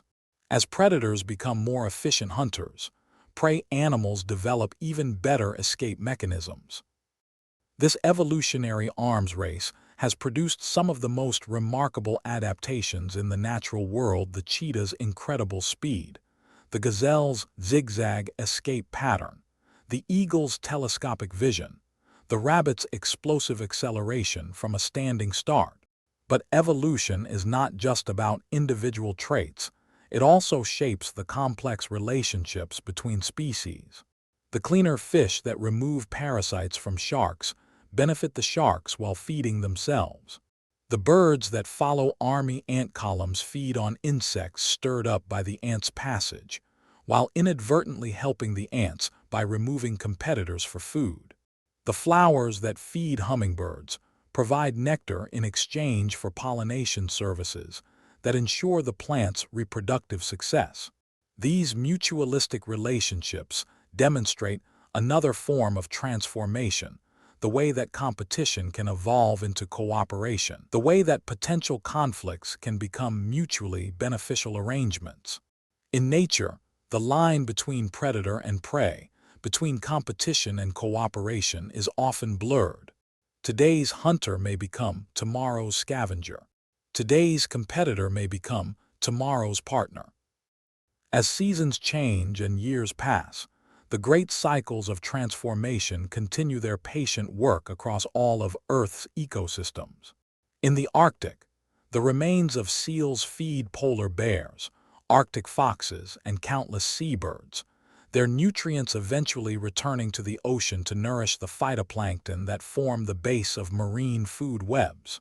In tropical rainforests, the bodies of fallen trees create nursery logs that support entire communities of plants and animals, their slowly decomposing wood providing nutrients and habitat for decades. In the oceans, the bodies of whales that die natural deaths sink to the sea floor, creating whale falls oases of nutrients in the nutrient-poor deep sea that support unique communities of organisms found nowhere else on Earth. These whale falls can continue to provide food and habitat for organisms for decades, creating islands of life in the vast desert of the deep ocean floor. Even in the harshest environments, the transformation of life continues its essential work. In desert ecosystems, where water and nutrients are scarce, the death of even a single large animal can create a temporary abundance that supports dozens of species. Desert scavengers have evolved to take maximum advantage of these rare bonanzas, some species capable of detecting carrion from miles away and converging on carcasses within hours. The transformation is not always immediate or obvious. Trees that die in forest fires may stand for years as snags, providing nesting sites for woodpeckers and other cavity-nesting birds. When they eventually fall, they create openings in the forest canopy that allow sunlight to reach the forest floor, encouraging the growth of different plant species and creating habitat for sun-loving animals. Rivers and streams carry nutrients from terrestrial ecosystems into marine environments, connecting distant habitats in networks of nutrient flow that span continents. Salmon that die after spawning in freshwater streams feed not just the scavengers of the riverbank, but also the trees whose roots extend into the water, which then drop leaves into the stream, feeding aquatic insects, which feed fish, which eventually feed the next generation of salmon. This grand transformation extends through time as well as space. The coal and oil that power human civilization are themselves the transformed remains of ancient plants and animals, their carbon and energy stored for millions of years before being released to power our modern world. The limestone that forms many mountain ranges is composed largely of the compressed shells and skeletons of marine organisms that lived hundreds of millions of years ago. As night falls across the various landscapes we have visited in our journey, the transformation of life continues its quiet work. Decomposer organisms, bacteria, fungi, insects work tirelessly to break down organic matter, recycling nutrients back into forms that can be used by plants. Night-active scavengers emerge from their hiding places to claim their share of the day's casualties. Predators and prey alike rest and recover, preparing for another day of the ancient dance that has been shaping life on Earth for billions of years. In this endless transformation, we find one of nature's most comforting truths: nothing is ever truly lost.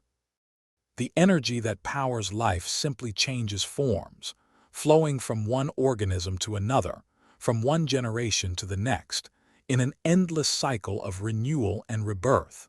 The zebra that died today feeds the lion that will protect her cubs tomorrow.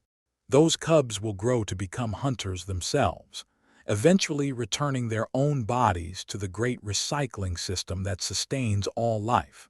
This is the deeper meaning of the predator-prey relationship, not a story of violence and loss, but a story of transformation and renewal, of energy and matter flowing endlessly through the web of life, connecting all living things in bonds that transcend individual existence. In death, there is life. In endings, there are beginnings. In the transformation of life, there is the promise that the great dance will continue, that the cycles that have sustained our planet for billions of years will continue for billions of years to come. Rest now in the knowledge that you too are part of this great transformation, that the carbon in your body was once part of ancient seas and prehistoric forests, that the energy that powers your thoughts and dreams has been flowing through the web of life since the very beginning. In this connection, in this participation in the eternal cycle of transformation, there is profound peace and infinite comfort. Chapter 8: The Rest of the Night. As darkness settles gently over the earth like a soft blanket, the great theater of nature does not close, it simply changes scenes. The urgent dramas of daylight hunting give way to the quieter rhythms of night, when rest and recovery take precedence over the pursuit of prey.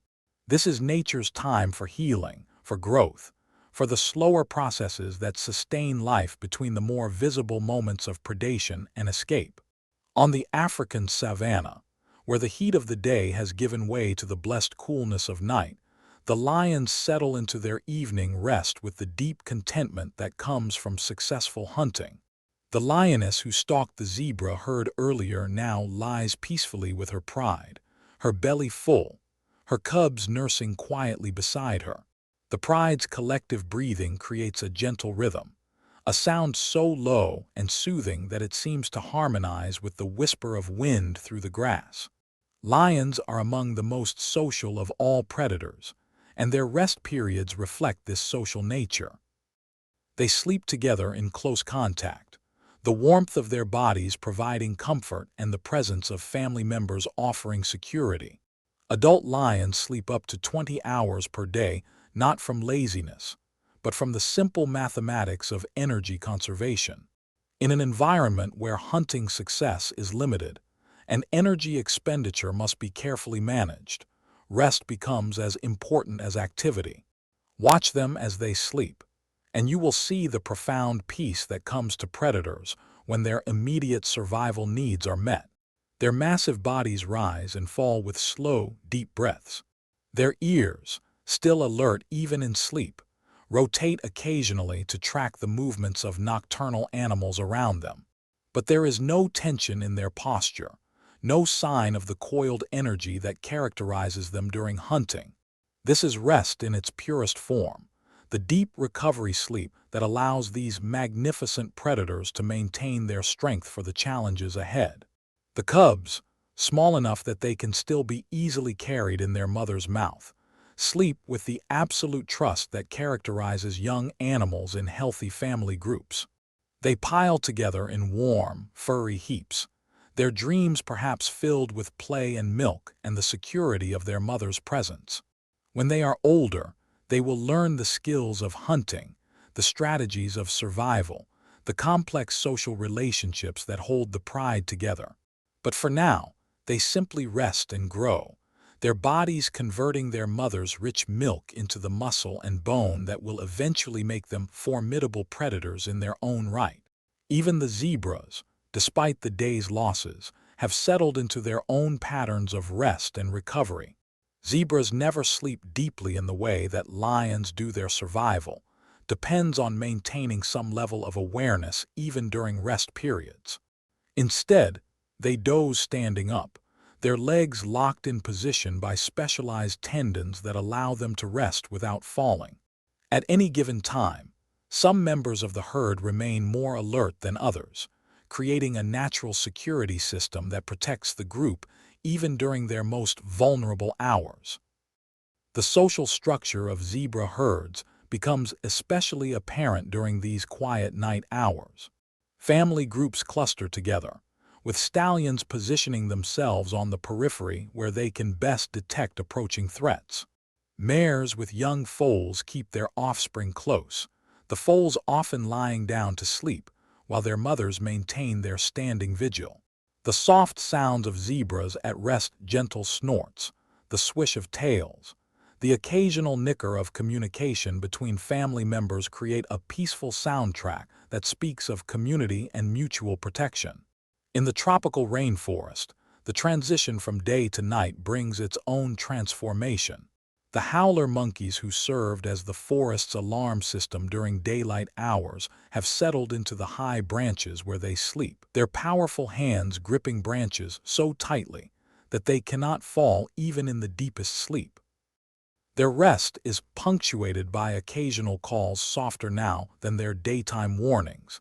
These are the gentle communications that help family groups stay together in the darkness. The jaguar, having fed successfully earlier, has found a comfortable resting spot on a broad tree branch 20 feet above the forest floor. This is typical behavior for jaguars, unlike many other big cats. They are excellent climbers and often rest in trees where they are safe from ground-dwelling competitors and disturbances. Her spotted coat blends perfectly with the dappled moonlight filtering through the leaves, making her nearly invisible even to the most observant nocturnal creatures. But the rainforest at night is far from quiet. As the diurnal animals settle into rest, a completely different cast of characters takes the stage. The forest fills with the gentle chorus of night sounds, the calls of frogs from hidden pools, the rustle of small mammals moving through the undergrowth, the flutter of bat wings as thousands of these aerial acrobats begin their nightly hunt for insects. The night shift in the rainforest represents one of nature's most efficient systems of resource utilization. By dividing the 24-hour cycle between different groups of animals, the forest can support a much higher diversity of species than would be possible if all animals were active at the same time. Day-active animals like howler monkeys and many birds exploit resources when light levels are high and visual hunting is most effective. Night-active animals like bats, owls, and many small mammals take advantage of the darkness that provides cover from visual predators while opening up new hunting opportunities. Bats, in particular, represent one of evolution's most remarkable success stories. These flying mammals have evolved echolocation systems so sophisticated that they can navigate through dense forest in complete darkness, identify and capture tiny insects on the wing, and avoid colliding with obstacles or other bats, all while flying at speeds that would challenge human pilots. Their high-frequency calls, inaudible to most other animals, create detailed acoustic maps of their environment that allow them to hunt with precision that rivals the best day-active predators. In the ocean depths, night brings its own spectacular transformation. This is the time of the great vertical migration, one of the largest movements of biomass on Earth, as billions of small creatures rise from the deep waters toward the surface under cover of darkness. Lanternfish, squid, crustaceans, and countless other organisms make this nightly journey, creating opportunities for surface-feeding predators while avoiding the visual hunters that dominate the daylight hours. The bioluminescence that characterizes so many marine organisms becomes especially apparent during these nighttime hours. Plankton create trails of living light when disturbed by the movements of larger animals. Deep-sea fish use patterns of light-producing organs to communicate with potential mates or to lure prey into striking range. Even some jellyfish pulse with ethereal lights that seem more like abstract art than biological phenomena. This living light show serves multiple purposes in the marine environment. Some organisms use bioluminescence as a form of camouflage, matching their light output to the dim sunlight filtering down from above to avoid creating a silhouette that might attract predators. Others use bright flashes of light to confuse or startle predators, much the way a firefly's flash can cause a bird to hesitate long enough for the insect to escape. Dolphins, those intelligent marine predators we encountered earlier, adjust their behavior to take advantage of the night's opportunities. Their echolocation systems work just as well in darkness as in daylight, allowing them to continue hunting throughout the night hours. But their social behavior changes. Night hunting often involves smaller groups working more quietly, taking advantage of the cover of darkness to approach prey that might be more wary during daylight hours. High in the mountains, the transition to night brings its own peaceful rhythms. The golden eagle settles on her nest, her body providing warmth and protection for her eaglets as the mountain temperatures drop toward freezing. Mountain nights can be harsh even during summer months, and the eagle's presence is crucial for her offspring's survival. Her mate takes his turn at guard duty, his keen eyes scanning the moonlit landscape for any threats to the nest. The bighorn sheep that navigated the treacherous cliffs during daylight now seek sheltered resting spots among the rocks, places where they can rest while remaining alert to the approach of nocturnal predators like mountain lions. Their thick wool provides excellent insulation against the cold mountain air, and their ability to rest while standing allows them to respond quickly to any threat. Mountain lions, being most active during dawn and dusk hours, use the night for patrolling their vast territories and searching for hunting opportunities. Their large paws act like natural snowshoes in winter, allowing them to move silently across snow-covered terrain. Their excellent night vision gives them a significant advantage over many of their potential prey species, making darkness an ally in their hunting strategies. In the Arctic, where seasonal variations in daylight can be extreme, the concept of night takes on different meanings depending on the time of year. During the brief Arctic summer, there may be no true darkness at all, just a continuous twilight that provides enough light for hunting and other activities around the clock. During the long Arctic winter, there may be weeks or months of continuous darkness, broken only by the aurora borealis dancing across the star-filled sky. The polar bear we followed earlier has found a comfortable resting spot on the sea ice, her massive body conserving heat efficiently despite the sub-zero temperatures. Polar bears have evolved remarkable adaptations for surviving Arctic nights. Their black skin absorbs any available solar radiation, while their hollow guard hairs provide insulation so effective that they can sleep comfortably on ice even when air temperatures drop far below zero. Seals, despite being the polar bear's primary prey, also demonstrate remarkable adaptations for Arctic rest periods. When sleeping in the water, they can slow their heart rate and enter a state called logging, floating motionless at the surface like pieces of driftwood, while maintaining enough awareness to breathe regularly. On ice or land, they sleep with one eye open, and one half of their brain alert, an adaptation called unihemispheric slow-wave sleep that allows them to rest while remaining vigilant for approaching predators. The Arctic fox, small enough that it must be even more careful about heat conservation, has evolved perhaps the most efficient winter coat in the animal kingdom. Its fur is so dense and insulating that the fox can sleep comfortably on snow, even when temperatures drop to -40 degrees Fahrenheit. During the darkest winter months, Arctic foxes may spend most of their time in underground dens, emerging only when weather conditions permit or when feeding opportunities arise.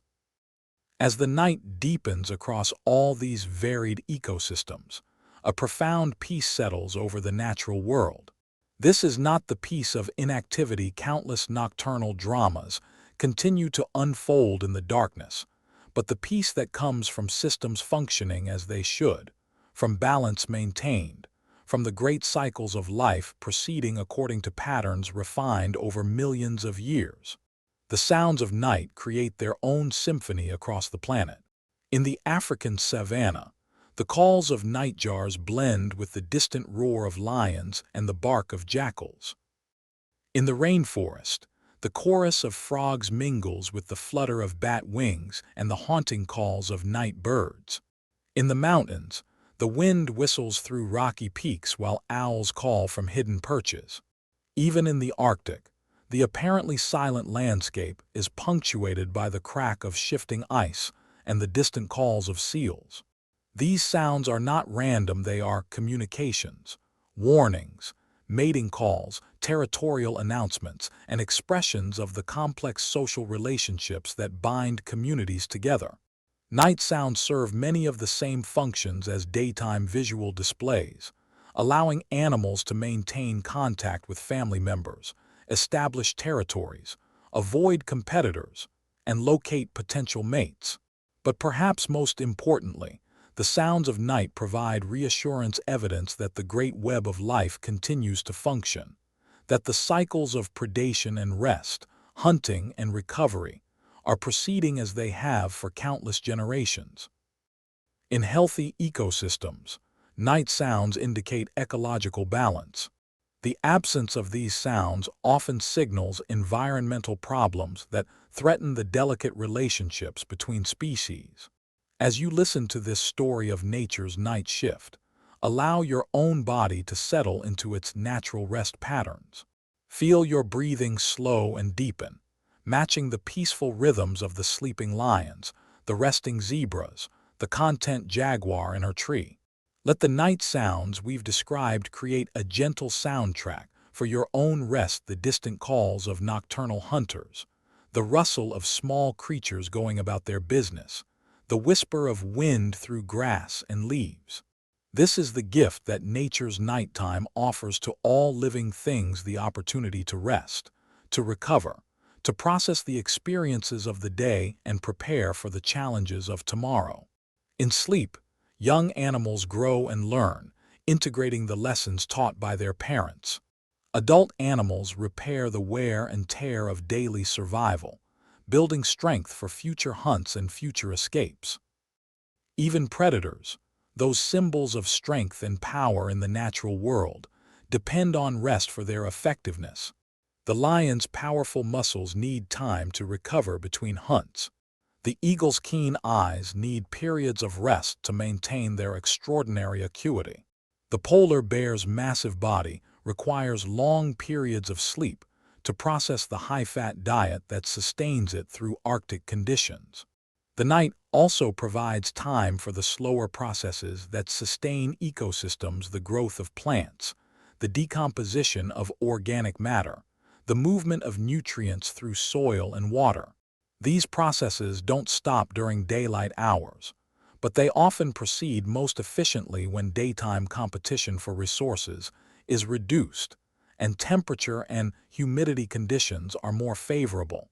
In this way, night serves as nature's great restorer, the time when the visible dramas of predation and escape give way to the invisible but equally important processes of healing, growth, and renewal. The zebra that escaped the lion today uses the night hours to recover from the stress of the chase, to process the grass it consumed during safer daylight grazing, to strengthen the social bonds that will help protect it during future encounters with predators. The lion that hunted successfully uses the night to digest its meal, to rest its powerful muscles, to reinforce the social relationships that make cooperative hunting possible. The jaguar processes the nutrients from its prey while remaining alert to the sounds of the night forest. The eagle keeps her eaglets warm while her own body recovers from the energy expenditure of successful hunting. As the night deepens and the stars wheel overhead in their ancient patterns, the great cycles of nature continue their patient work. Somewhere in the darkness, new life is being born: lion cubs taking their first breaths, eagle chicks hatching from their eggs, young zebras standing on shaky legs for the first time. Somewhere else, old life is ending peacefully, returning its energy and nutrients to the great recycling system that sustains all existence. This is the profound peace of natural cycles: the understanding that every ending enables a new beginning, that every rest period prepares for renewed activity, that every night leads inevitably to a new dawn. In this cyclical nature of existence, there is deep comfort and infinite wisdom. Rest now, and let your dreams be filled with the peaceful images of nature at rest: lions sleeping in family groups under the African stars, zebras dozing in the safety of their herds, jaguars content in their forest trees, eagles warming their young on mountain cliffs, polar bears comfortable on Arctic ice. In these images of natural peace, find the quiet confidence that comes from understanding your place in the great web of life that connects all living things. The night is long and peaceful, filled with the gentle sounds of a world at rest, but not at rest, a world where life continues its patient work of growth, repair, and renewal, preparing for another day of the eternal dance between predator and prey, between challenge and adaptation, between individual survival and the health of the whole. Sleep comes easily in such company, surrounded by the quiet breathing of the natural world, protected by the ancient rhythms that have sustained life through countless nights, and will continue to do so for countless nights to come. In this protection, in this continuity, there is peace beyond measure. Chapter 8.5. The wetlands where water meets land. Between the fully terrestrial ecosystems of savanna and forest and the purely aquatic world of the open ocean, there exists a realm that partakes of both: the wetlands, where water and land merge in ever-changing patterns that create some of the most productive and dynamic ecosystems on Earth. Here, in these margins between worlds, predator-prey relationships take on unique characteristics shaped by the constant interplay between aquatic and terrestrial influences. The great blue heron stands motionless in the shallow water of a marsh, its long neck curved in an S shape that allows it to strike with lightning speed when prey comes within range. This magnificent bird, standing nearly 4 feet tall, represents one of nature's most patient hunters. It can remain absolutely still for hours at a time, waiting for fish, frogs, or other aquatic prey to venture close enough for its spear-like bill to deliver a fatal strike. The heron's hunting strategy is a masterclass in energy conservation and timing. Moving slowly and deliberately through the shallow water, it positions itself in locations where prey animals are likely to pass, near fallen logs where fish seek shelter, at the edges of weed beds where frogs hide, in channels where water flow concentrates small prey animals. Once in position, the heron becomes as still as a statue, its keen eyes tracking the slightest movement beneath the water's surface. Beneath the heron's feet, a complex underwater world teems with life. Schools of minnows dart between the stems of aquatic plants, their movements creating subtle disturbances in the water that the heron can detect from above. Frogs rest on lily pads or half-submerged logs, their camouflaged skin making them nearly invisible until they move. Crayfish scuttle along the muddy bottom, their activities stirring up small clouds of sediment that might betray their presence to waiting predators. The strike, when it comes, is over in a fraction of a second. The heron's neck unfolds like a released spring, driving its sharp bill toward its target with precision that seems impossible for such a large bird.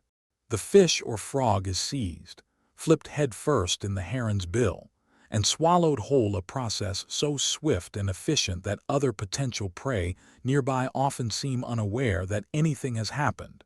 But the great blue heron is just one player in the wetlands' complex predatory network. Belted kingfishers patrol the waterways from perches on overhanging branches, diving into the water with perfect accuracy to capture fish in their sturdy bills. Their rattling calls echo across the marsh as they announce their territorial claims and communicate with their mates. The kingfisher's hunting technique differs dramatically from the heron's patient waiting strategy. These compact, powerful birds are active hunters, flying along waterways and diving repeatedly into promising fishing spots. Their excellent vision allows them to compensate for the refraction of light at the water's surface, enabling them to strike accurately at fish swimming several feet below the surface. Osprey, those magnificent fish eagles, add another dimension to wetland predation with their spectacular fishing displays. These large raptors circle high above the water, scanning the depths with eyesight so acute that they can spot fish from altitudes that would make them invisible to human observers. When an osprey spots suitable prey, its dive is one of nature's most dramatic hunting performances, a controlled fall from heights of 60 feet or more, wings folded back, talons extended, hitting the water with tremendous force. The osprey's feet are specially adapted for catching slippery fish, with reversible outer toes that allow them to grasp prey with 2 toes forward and 2 back, providing a more secure grip. Rough pads on their feet and curved claws help them maintain their hold on struggling fish. Special nostrils that can be closed prevent water from entering during dives, allowing ospreys to submerge completely if necessary to secure their prey. In the dense vegetation surrounding the open water, different predatory dramas unfold. Red-winged blackbirds defend their territories aggressively, their distinctive calls and bright red shoulder patches serving as warnings to potential competitors. These seemingly small birds are fierce protectors of their nesting areas, capable of driving away much larger predators, including hawks and herons that might threaten their eggs or young. The territorial behavior of red-winged blackbirds demonstrates how predator-prey relationships extend beyond simple hunting and being hunted. These birds are both predators, feeding on insects and small aquatic creatures, and prey for larger birds and mammals. Their aggressive territorial defense helps protect not just their own offspring, but also the nests of other wetland species that benefit from the blackbird's vigilance. Marsh hawks, also known as northern harriers, patrol the wetlands with a hunting style uniquely adapted to this environment. Flying low over the marsh grass with a characteristic tilting flight pattern, they use both sight and sound to locate prey. Their asymmetrical facial disc, similar to that of owls, helps funnel sounds toward their ears, allowing them to detect the movements of small mammals hidden in dense vegetation. The harrier's hunting technique takes advantage of the wetland's unique topography, the mixture of open water, dense vegetation, and varying water levels that create numerous microhabitats. They hunt by quartering back and forth over promising areas, their flight pattern designed to systematically search every bit of suitable habitat. When they detect prey, their attack is swift and decisive, dropping suddenly from their search flight to snatch rodents, frogs, or even small birds from the marsh. Beneath the water's surface, an equally complex set of predatory relationships plays out among fish, amphibians, and aquatic invertebrates.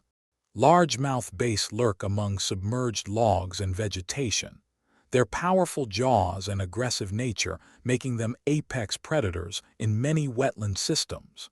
Their hunting strategy relies on ambush tactics, remaining motionless until suitable prey passes within striking distance, then exploding into action with speed that can stun even experienced prey animals.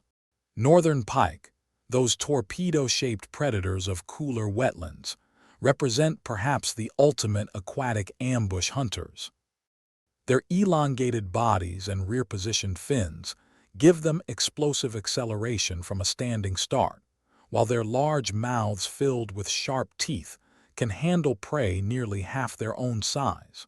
Pike can remain absolutely motionless for extended periods, their mottled coloration providing perfect camouflage among aquatic vegetation. The relationship between pike and their prey species demonstrates the evolutionary arms race that characterizes all predator-prey relationships. Fish species that coexist with pike have evolved enhanced escape responses, quicker reaction times, more erratic swimming patterns, better schooling behavior that confuses predators. In response, pike have evolved even better camouflage, more explosive acceleration, and larger mouths capable of handling a wider range of prey sizes. Snapping turtles add another dimension to wetland predation, with their unique combination of patience and opportunity.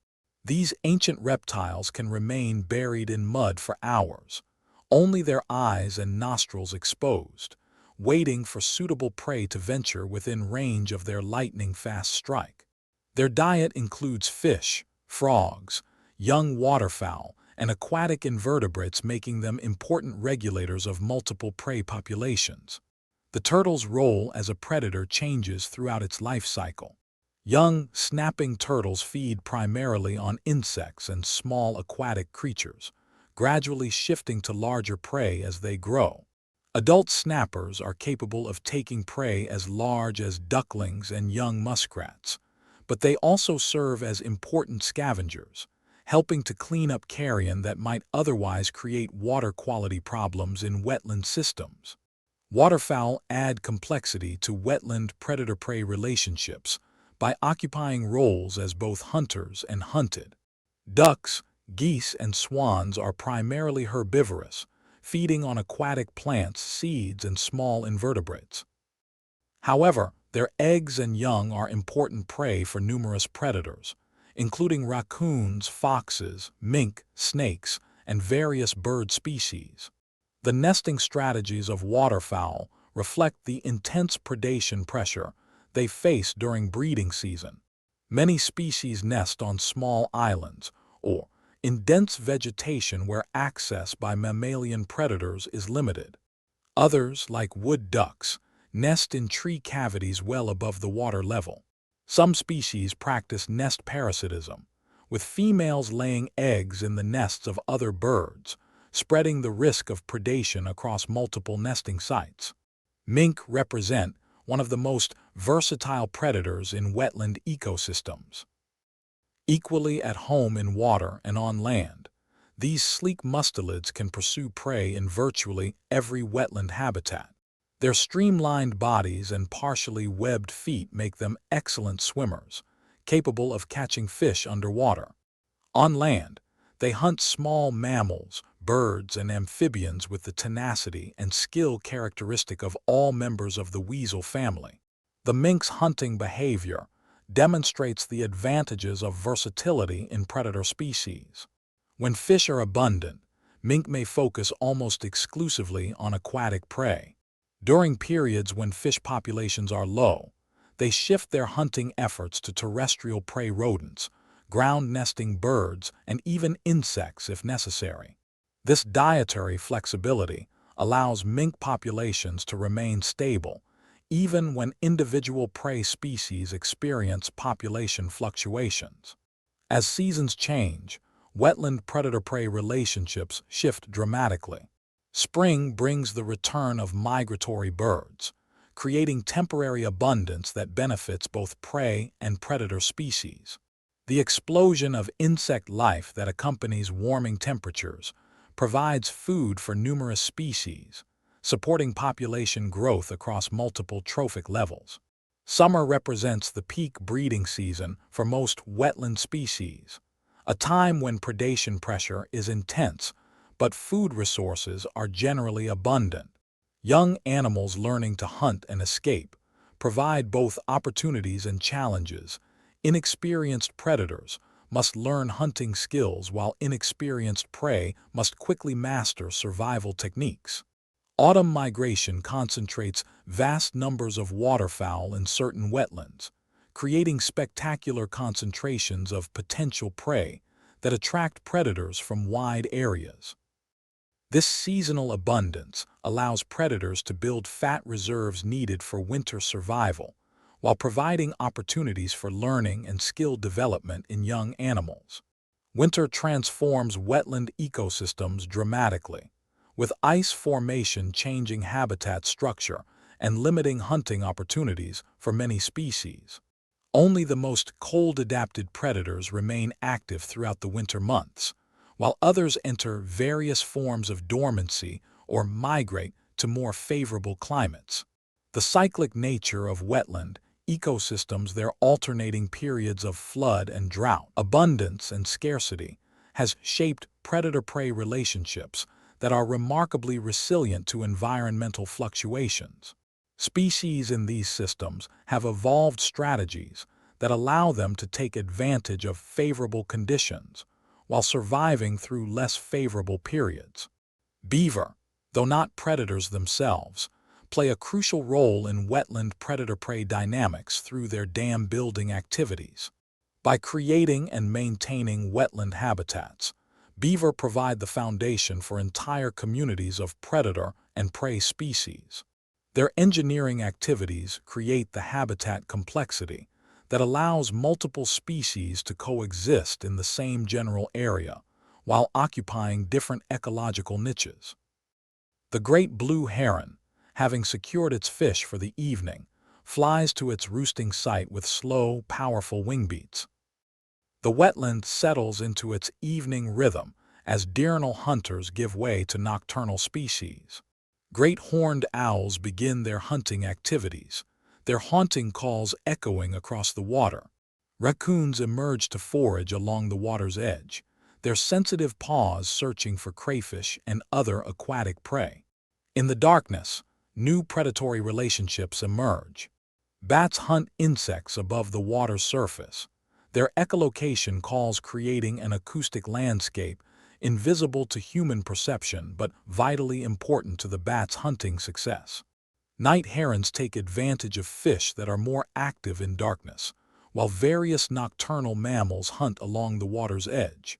The wetland night is filled with the sounds of life, the plop of frogs jumping into water, the splash of fish jumping to catch insects, the rustle of small mammals moving through vegetation. These sounds create an acoustic map of predator-prey activity that experienced hunters learn to interpret and use to their advantage. As dawn approaches and the wetland prepares for another day of the eternal dance between predator and prey, the cycle begins anew. The great blue heron returns to its hunting station, the kingfishers resume their patrol of the waterways, and the complex web of relationships that makes wetland ecosystems so productive and diverse continues its ancient work. In these margins between water and land, we see clearly how environmental complexity creates ecological opportunity. The mixing of terrestrial and aquatic influences, the seasonal changes in water levels, the rich productivity of wetland systems all contribute to creating some of the most diverse predator-prey communities on Earth. The wetlands teach us about adaptation and flexibility, about the advantages of occupying transitional zones, about the importance of environmental diversity in supporting biological diversity. They show us that the boundaries between different types of ecosystems are not barriers but bridges, not endings but beginnings of new possibilities for life. Chapter 9. Closing Reflection Our Connection. As our journey through the great web of life draws to a gentle close, we find ourselves back where we began contemplating the profound connections that bind all living things together in relationships of stunning complexity and beautiful simplicity. The predator-prey relationships we have witnessed across savannas and forests, oceans and mountains, ice and sky, are not separate dramas playing out in isolation. They are threads in a single, magnificent tapestry that encompasses all of life on Earth, including our own. We have seen the lion and the zebra, locked in their ancient dance on the African savanna. We have watched the jaguar move like liquid shadow through the rainforest, while howler monkeys call their warnings from the canopy above. We have witnessed dolphins cooperating in their pursuit of sardine schools, while great sharks patrol the deeper waters. We have marveled at eagles riding mountain thermals and polar bears waiting with infinite patience beside breathing holes in Arctic ice. In each of these encounters, we have discovered the same fundamental truth. The relationship between predator and prey is not one of animosity, but of profound interdependence. Each species has evolved in response to the others, creating a web of relationships so intricate and balanced that the removal of any single thread threatens the stability of the whole. But perhaps the most important realization from our journey is that we humans are not outside observers of this great web, we are part of it. Every breath we take contains oxygen produced by plants that may have been grazed by zebras, pollinated by insects, or fertilized by the remains of animals taken by predators. Every bite of food we consume represents energy that has flowed through countless other living things before reaching us. The water we drink has cycled through the bodies of marine creatures, the leaves of rainforest trees, the ice of polar regions. The carbon atoms that make up our bodies have been part of the atmosphere, part of ancient seas, part of dinosaurs and early mammals, part of the first plants that colonized dry land. We are quite literally made of the same stuff as the lions and zebras, the jaguars and monkeys, the dolphins and sardines we have encountered in our story. The boundary between us and them is far more fluid than we might initially believe. This connection extends beyond the merely physical. The behavioral patterns that govern predator-prey relationships, vigilance and patience, cooperation and competition, the balance between individual survival and group welfare, these same patterns influence human societies as well. The zebra's reliance on community protection echoes our own social structures. The lion's cooperative hunting strategies mirror our own collaborative approaches to challenges. The eagle's patient observation before action reflects wisdom that applies to human decision-making as well. But our connection to the natural world brings with it a responsibility that is unique among Earth species. We have developed the ability to alter ecosystems on a global scale, to drive species to extinction, to change the very climate that governs life on our planet. With this power comes the obligation to use it wisely, to consider the impacts of our actions not just on our own immediate welfare, but on the complex web of relationships that sustains all life. The fragility of this web has become increasingly apparent in recent decades. The polar bear waiting beside the breathing hole faces shorter hunting seasons as Arctic ice melts earlier each spring. The jaguar moving through the rainforest must navigate an increasingly fragmented landscape as forests are cleared for agriculture and development. The golden eagle soaring above mountain peaks encounters wind turbines that can be deadly to large birds, while also dealing with habitat loss and the effects of climate change on mountain ecosystems. These challenges are real and pressing, but they are not insurmountable. The same species that has developed the power to disrupt natural systems also possesses the intelligence and creativity to protect and restore them. Across the globe, conservation efforts are proving that it is possible to maintain the balance between human needs and ecosystem health. Protected areas preserve crucial habitat for predators and prey alike. Wildlife corridors allow animals to move between fragmented patches of habitat, maintaining the genetic diversity that is essential for species survival. Restoration projects bring back native plants and animals to areas where they had been eliminated. International agreements protect migratory species that cross multiple national boundaries during their life cycles. Perhaps most importantly, our growing understanding of ecological relationships is changing how we think about our own place in the natural world. We are beginning to recognize that healthy ecosystems provide services essential to human welfare: clean air and water, climate regulation, pollination of crops, control of pest species, and countless others. Protecting predator-prey relationships is not just about preserving charismatic wildlife. It is about maintaining the ecological processes that sustain human civilization. The same balance that governs relationships between lions and zebras applies to human societies as well.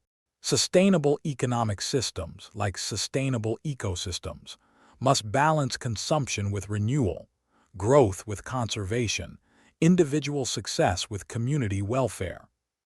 The wisdom embedded in natural systems, the efficiency of nutrient cycling, the resilience that comes from diversity, the stability that emerges from balanced relationships offers models for human systems as well.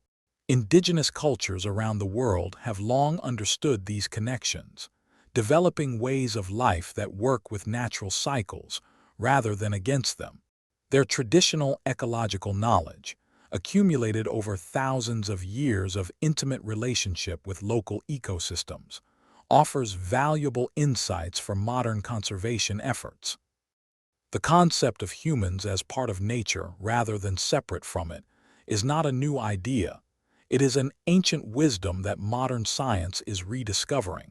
As we face the challenges of the 21st century climate change, biodiversity loss, pollution, habitat destruction, we can find guidance in the principles that govern healthy predator-prey relationships.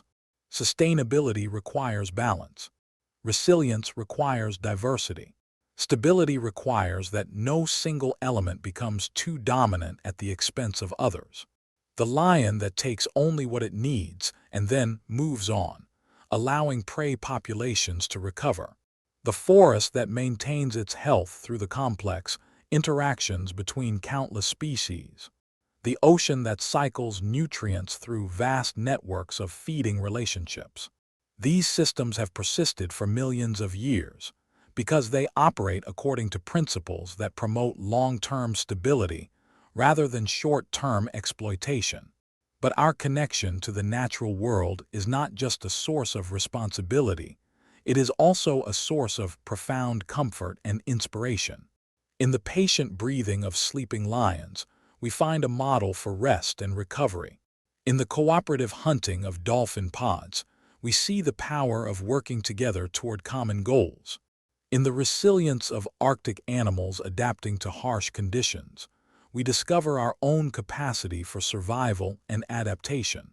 The predator-prey relationships we have explored offer lessons about courage and vigilance, about the importance of community and the value of individual skill, about the balance between competition and cooperation that characterizes all healthy relationships.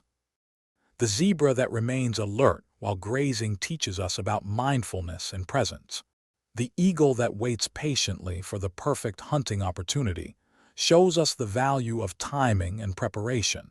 Even the cycle of life and death that governs all natural systems offers comfort to those facing their own mortality or grieving the loss of loved ones. The transformation we witnessed in our story, the way that death becomes food for scavengers, nutrients for soil, energy for new growth, reminds us that nothing is ever truly lost, only transformed into new forms of existence. As you settle into sleep tonight, carry with you the images and lessons from our journey through the great web of life. Remember the contentment of lions resting after successful hunts, the peaceful vigilance of zebras watching over their young, the quiet efficiency of jaguars moving through their forest territories, the majestic patience of eagles riding mountain thermals, the remarkable adaptation of polar bears to their icy world. In these images, find reassurance that the great cycles that have sustained life on Earth for billions of years continue their patient work. The sun will rise again tomorrow over the African savanna, and the eternal dance between predator and prey will continue. New cubs will be born, new hunts will succeed and fail, new generations will learn the ancient skills of survival and adaptation. But more than that, remember that you are part of this great story. Your existence is made possible by the same energy flows that sustain lions and zebras, the same nutrient cycles that support rainforest jaguars, the same atmospheric processes that allow eagles to soar on mountain thermals. You breathe the same air, drink the same water, depend on the same sun that sustains all life on our planet. In this connection, in this participation in the great web of existence, there is profound meaning and infinite peace. You are not separate from nature, you are nature, expressing itself in human form, capable of consciousness and choice and responsibility that can help preserve the balance that sustains all life. The story of predator and prey is ultimately a story of relationship, the intricate, beautiful, sometimes challenging connections that bind all living things together in mutual dependence and mutual support. In understanding these relationships, in protecting them, in learning from them, we fulfill our own role in the great web of life. As the night deepens and quiet settles over the natural world, rest in the knowledge that you are held within this web, supported by it, part of its ancient wisdom and eternal rhythms. Tomorrow will bring new opportunities to honor these connections, to make choices that support rather than undermine the balance that sustains us all. Sleep peacefully, surrounded by the breathing of the planet itself, carried by the same currents of air and water and energy that sustain all life, dreaming the dreams that connect us all in the great, ongoing story of existence on Earth. The cycle continues, as it always has, as it always will, and you are part of it, now and always, in the endless dance of life itself. This microscopic hunter is searching for bacteria, its primary prey. The paramecium's feeding strategy involves engulfing entire bacterial cells through a specialized feeding groove called a cytostome. Watch as the paramecium encounters a cluster of bacteria. Its movements become more directed, more purposeful, as chemical sensors detect the presence of potential food. The feeding process itself is remarkably similar to what we might observe in larger predators: approach, capture, consumption, and digestion. The bacteria, despite their simple structure, are not passive victims. Many bacterial species have evolved defense mechanisms against predation by single-celled hunters. Some produce toxic compounds that make them unpalatable or dangerous to consume. Others form protective biofilms, communities of bacteria encased in protective matrices that make individual cells more difficult to capture. Still others have developed motility systems that allow them to flee from approaching predators, their flagellar motors spinning at incredible speeds to propel them away from danger. In this microscopic realm, we encounter predators even more dramatic than the paramecium. Didinium, a barrel-shaped ciliate, has evolved to specialize in hunting other ciliates, particularly paramecia. The relationship between didinium and paramecium represents one of the classic predator-prey relationships studied by ecologists, and it demonstrates that the fundamental dynamics we observe in larger ecosystems operate at every scale of life. When a didinium encounters a paramecium, the attack is swift and decisive. The predator extends a proboscis-like projection that can penetrate the paramecium's cell membrane, injecting enzymes that begin to break down the prey's cellular contents, even before it is completely consumed. The entire paramecium, despite being similar in size to its attacker, is gradually drawn into the didinium's food vacuole, where it will be digested over the course of several hours. The speed and efficiency of this microscopic hunt rivals anything we might observe in the macroscopic world. The didinium's attack is so rapid that high-speed photography is required to capture the details of the predatory sequence. Yet this drama, repeated millions of times every day in every pond, stream, and soil sample on Earth, occurs entirely beyond the awareness of larger organisms. Amoebas represent another fascinating group of microscopic predators, their hunting strategy based on the ability to change shape and engulf prey through a process called phagocytosis. Unlike the more structured approach of ciliates, amoebas hunt through a process that appears almost casual, extending pseudopodia false feet to surround and engulf bacteria, smaller protists, and even organic debris. But this apparent casualness masks sophisticated chemical sensing abilities that allow amoebas to distinguish between different types of potential food, to avoid toxic or dangerous prey, and to optimize their feeding efficiency. Some amoeba species have been observed to farm bacteria, maintaining populations of preferred bacterial prey within their own cellular boundaries, and releasing them when environmental conditions are favorable for bacterial growth. The viral world adds another layer of complexity to microscopic predator-prey relationships. Bacteriophages, viruses that specifically target bacterial cells, represent perhaps the most abundant predators on Earth. In every milliliter of seawater, there are millions of bacteriophages, each one a microscopic predator perfectly adapted to infect and reproduce within specific bacterial hosts. The relationship between bacteriophages and bacteria demonstrates evolutionary arms races at their most fundamental level. As bacteria evolve resistance mechanisms against viral infection, the viruses evolve new strategies to overcome these defenses. This ongoing conflict drives rapid evolutionary change in both predator and prey populations, contributing to the incredible genetic diversity observed in microbial communities. Some bacteriophages use injection mechanisms that rival the sophisticated hunting tools of any macroscopic predator. They attach to the surface of bacterial cells using specialized tail fibers, then inject their genetic material through a hollow tail shaft that penetrates the bacterial cell wall. The virus then commandeers the bacteria's cellular machinery, forcing it to produce new viral particles until the bacterial cell literally bursts open, releasing hundreds of new viruses to continue the predatory cycle. The impact of these microscopic predators on global ecosystems cannot be overstated. Marine bacteriophages alone are estimated to kill 40% of all ocean bacteria every day, recycling nutrients and controlling bacterial populations in ways that maintain the ocean's ecological balance. Without viral predation, bacterial populations would quickly consume all available nutrients, disrupting the base of marine food webs.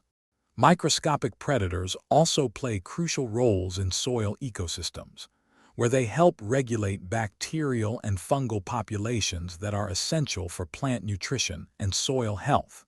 Soil-dwelling amoebas, ciliates, and other protists consume excess bacteria, releasing nutrients in forms that plants can absorb. This microbial predation is essential for maintaining the soil fertility that supports all terrestrial plant life. The feeding strategies of microscopic predators demonstrate remarkable diversity despite the constraints of their small size. Some species are ambush predators, remaining motionless until prey organisms come within striking distance. Others are active hunters, continuously moving through their environment in search of food. Still others are filter feeders, creating water currents that bring prey organisms within range of their feeding apparatus.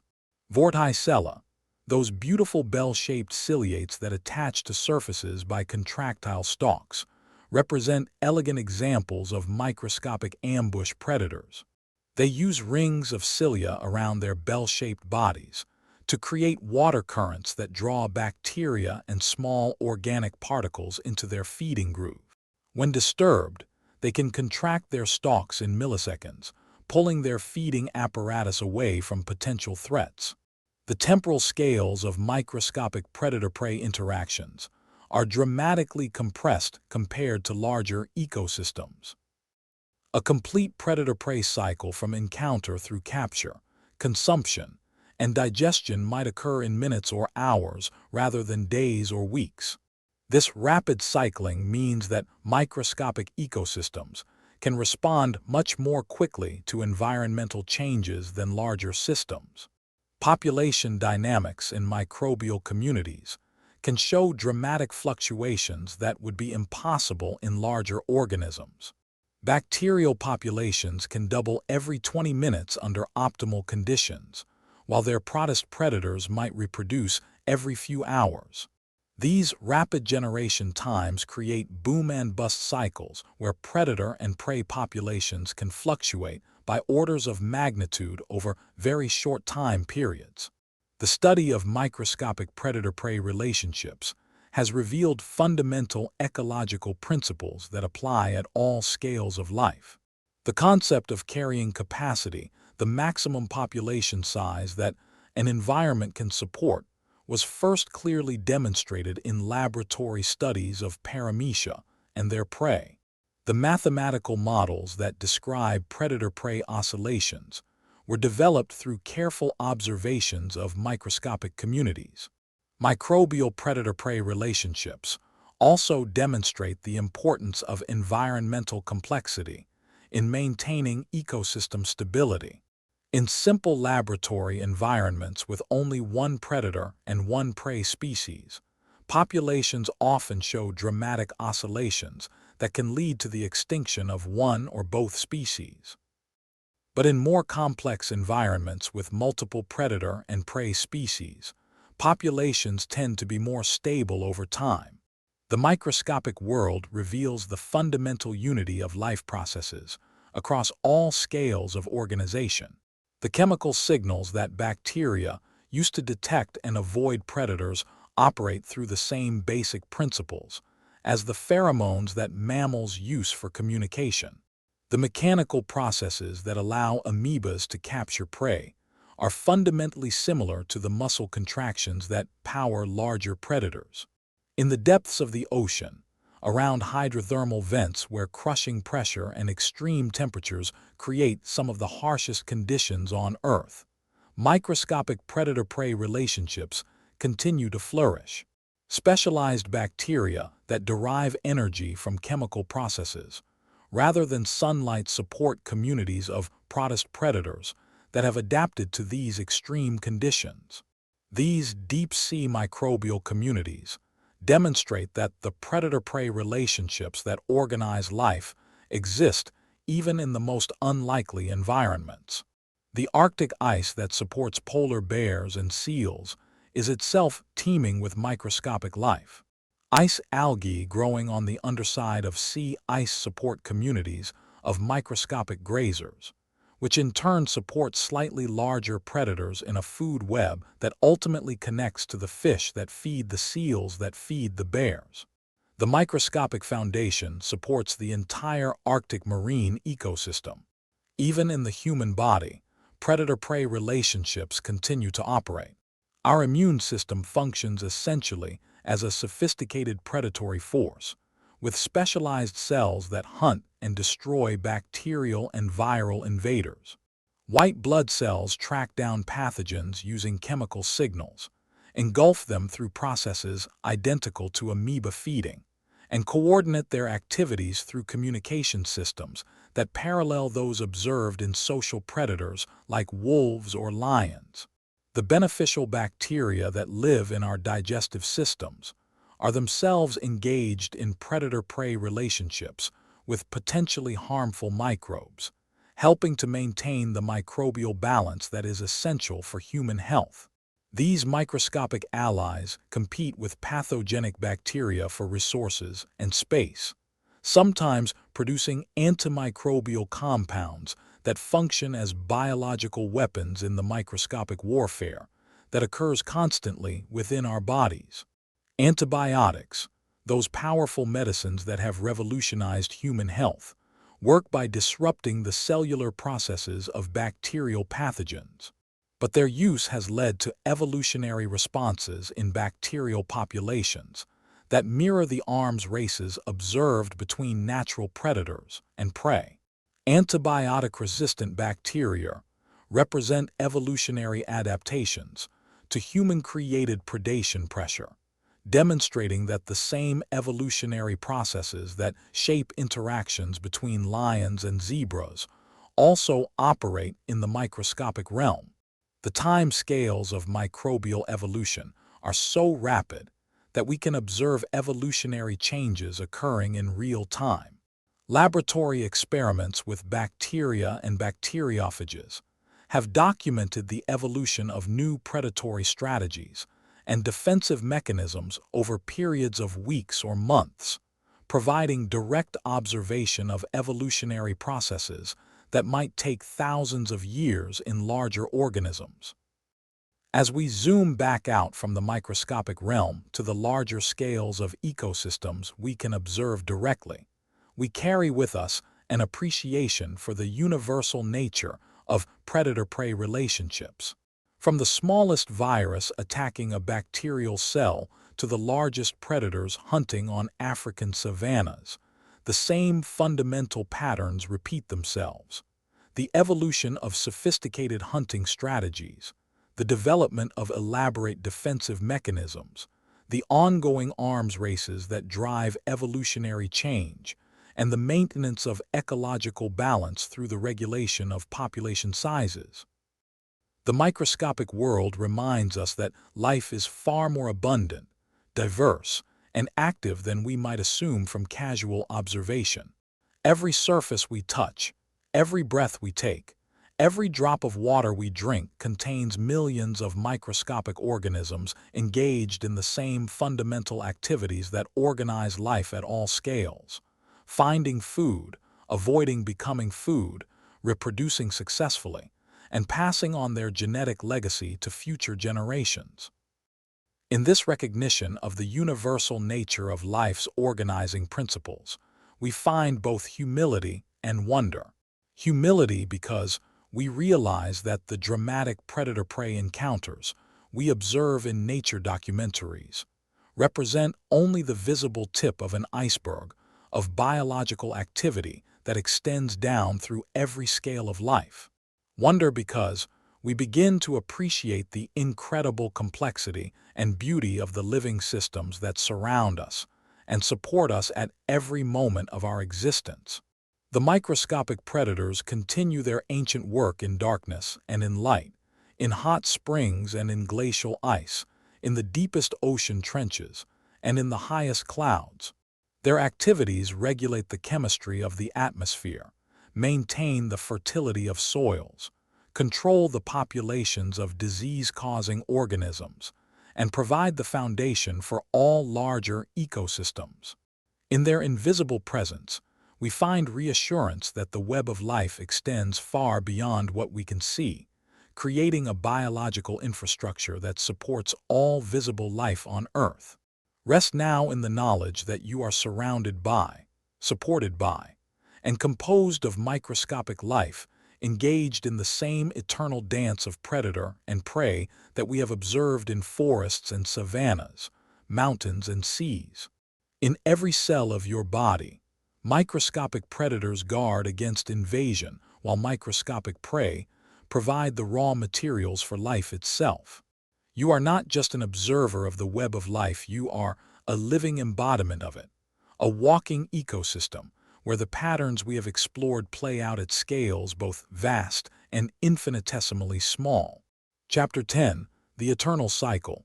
As our journey through the interconnected world of predators and prey approaches its gentle conclusion, we find ourselves returning to the fundamental truth that has guided us from the beginning. Life is a continuous cycle of transformation, connection, and renewal that operates at every scale, from the microscopic to the magnificent, from the briefest moment to the longest geological age.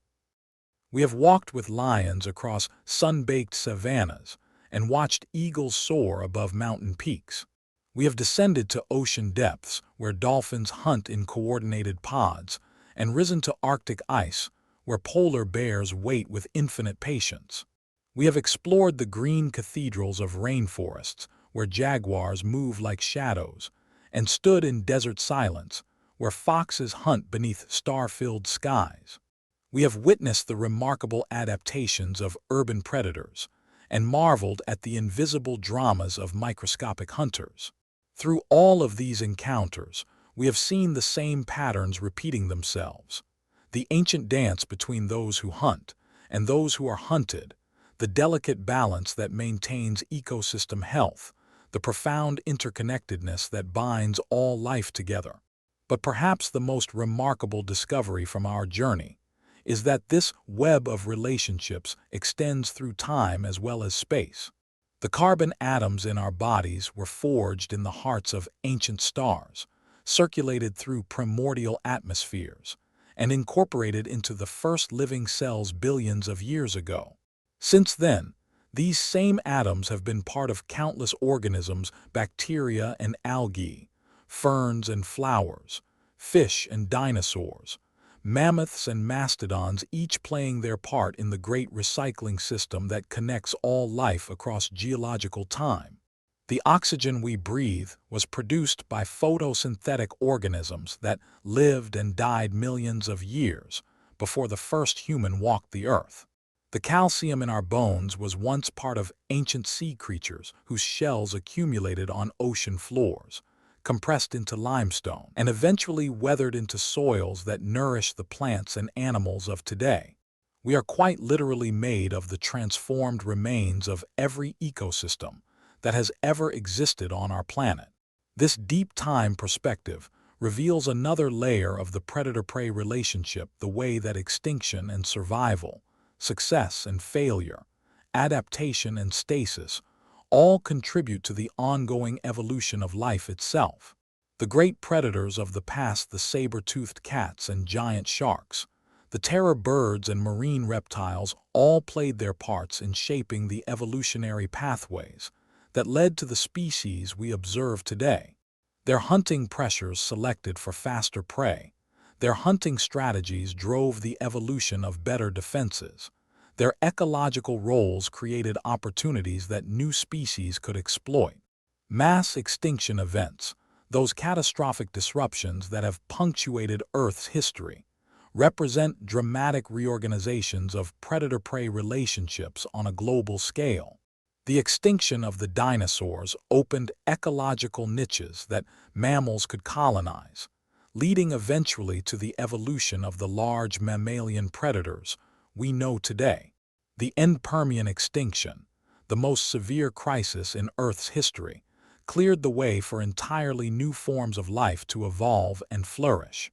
But these apparent catastrophes also reveal the remarkable resilience of the fundamental patterns that organize life. Even after the most severe extinction events, predator-prey relationships quickly re-establish themselves among the survivors.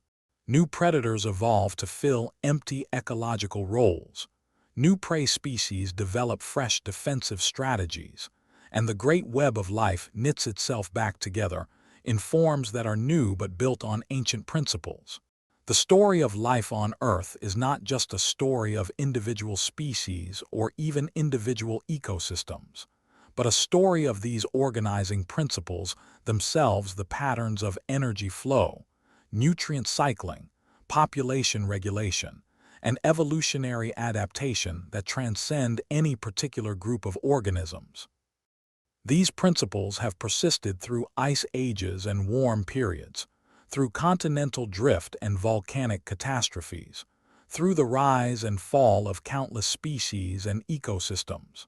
Climate change, that great challenge of our current era, represents another test of these ancient patterns.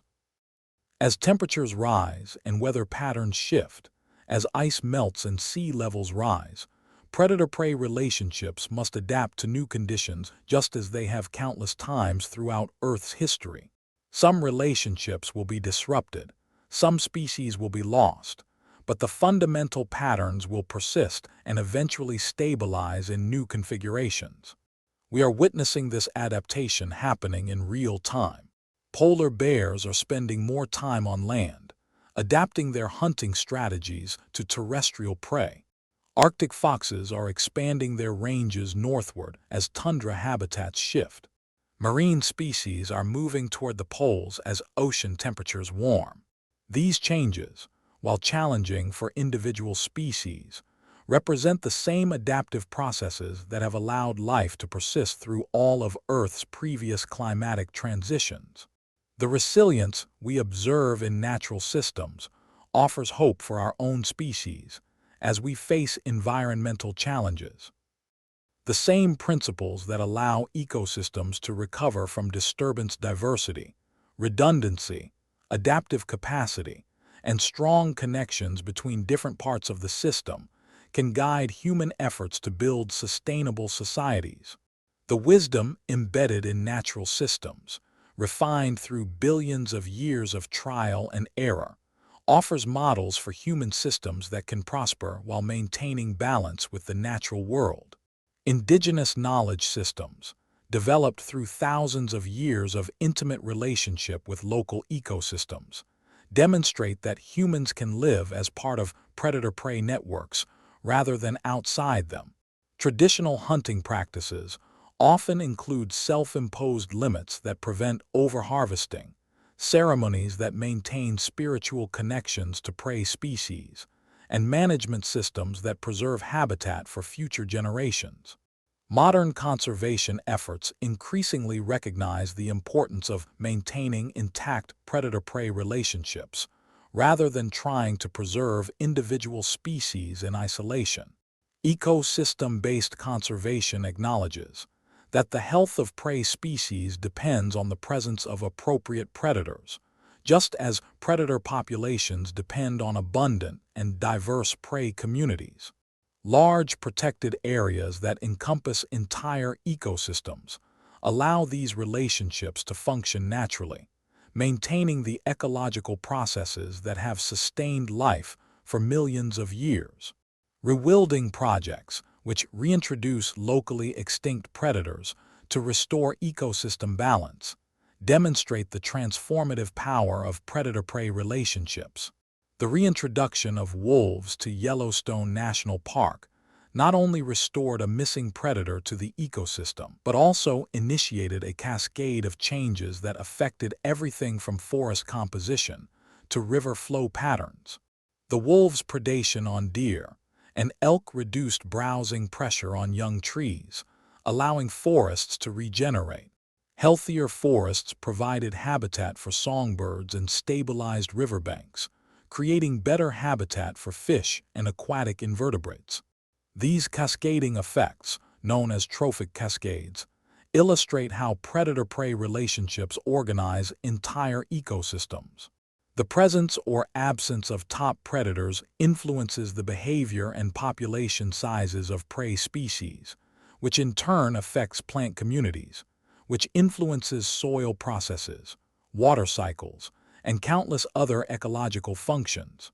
Remove the predators, and the entire system begins to unravel. Restore them, and ecological health begins to return. The study of these relationships has also revealed the crucial importance of apex predators, those species at the top of food webs, in maintaining ecosystem stability. Apex predators like wolves, lions, sharks, and eagles exert influence far out of proportion to their numbers, regulating prey populations and maintaining the diversity of species lower in the food web. The decline of apex predators worldwide represents one of the most serious threats to ecosystem health. But predator-prey relationships also demonstrate the possibility of recovery. Marine protected areas where fishing is prohibited often see dramatic recoveries in shark populations, which then restore balance to fish communities and help maintain the health of coral reefs and kelp forests. Large carnivore populations in protected areas often recover quickly once hunting pressure is removed and habitat is restored. The social organization of many predator species offers additional lessons for human societies. Wolf packs, lion prides, and dolphin pods all demonstrate that cooperation can be more effective than competition in achieving common goals. The complex communication systems of these social predators, their ability to coordinate activities across large groups, and their care for young and injured family members all provide models for human social organization that balances individual needs with group welfare. The hunting strategies of social predators also demonstrate the power of diverse skills and specialized roles working together toward common objectives. In a wolf pack, Different individuals may serve as scouts, chasers, or ambush specialists, with each role crucial to the pack's hunting success. This specialization allows the group to be more effective than any individual could be alone, while also ensuring that the benefits of successful hunts are shared among all pack members. The patience demonstrated by successful predators offers another lesson for human societies increasingly focused on immediate results. The polar bear that waits motionless beside a breathing hole for hours, the eagle that circles for the perfect hunting opportunity, the lion that stalks carefully to get within striking distance, all demonstrate that the most significant achievements often require extended periods of preparation and patience. The precision and efficiency of natural predators provide models for human activities that minimize waste and environmental impact. Natural predators take only what they need, use every part of their prey, and time their activities to maximize efficiency while minimizing energy expenditure. These principles, applied to human economic activities, could help create more sustainable and less wasteful ways of meeting human needs.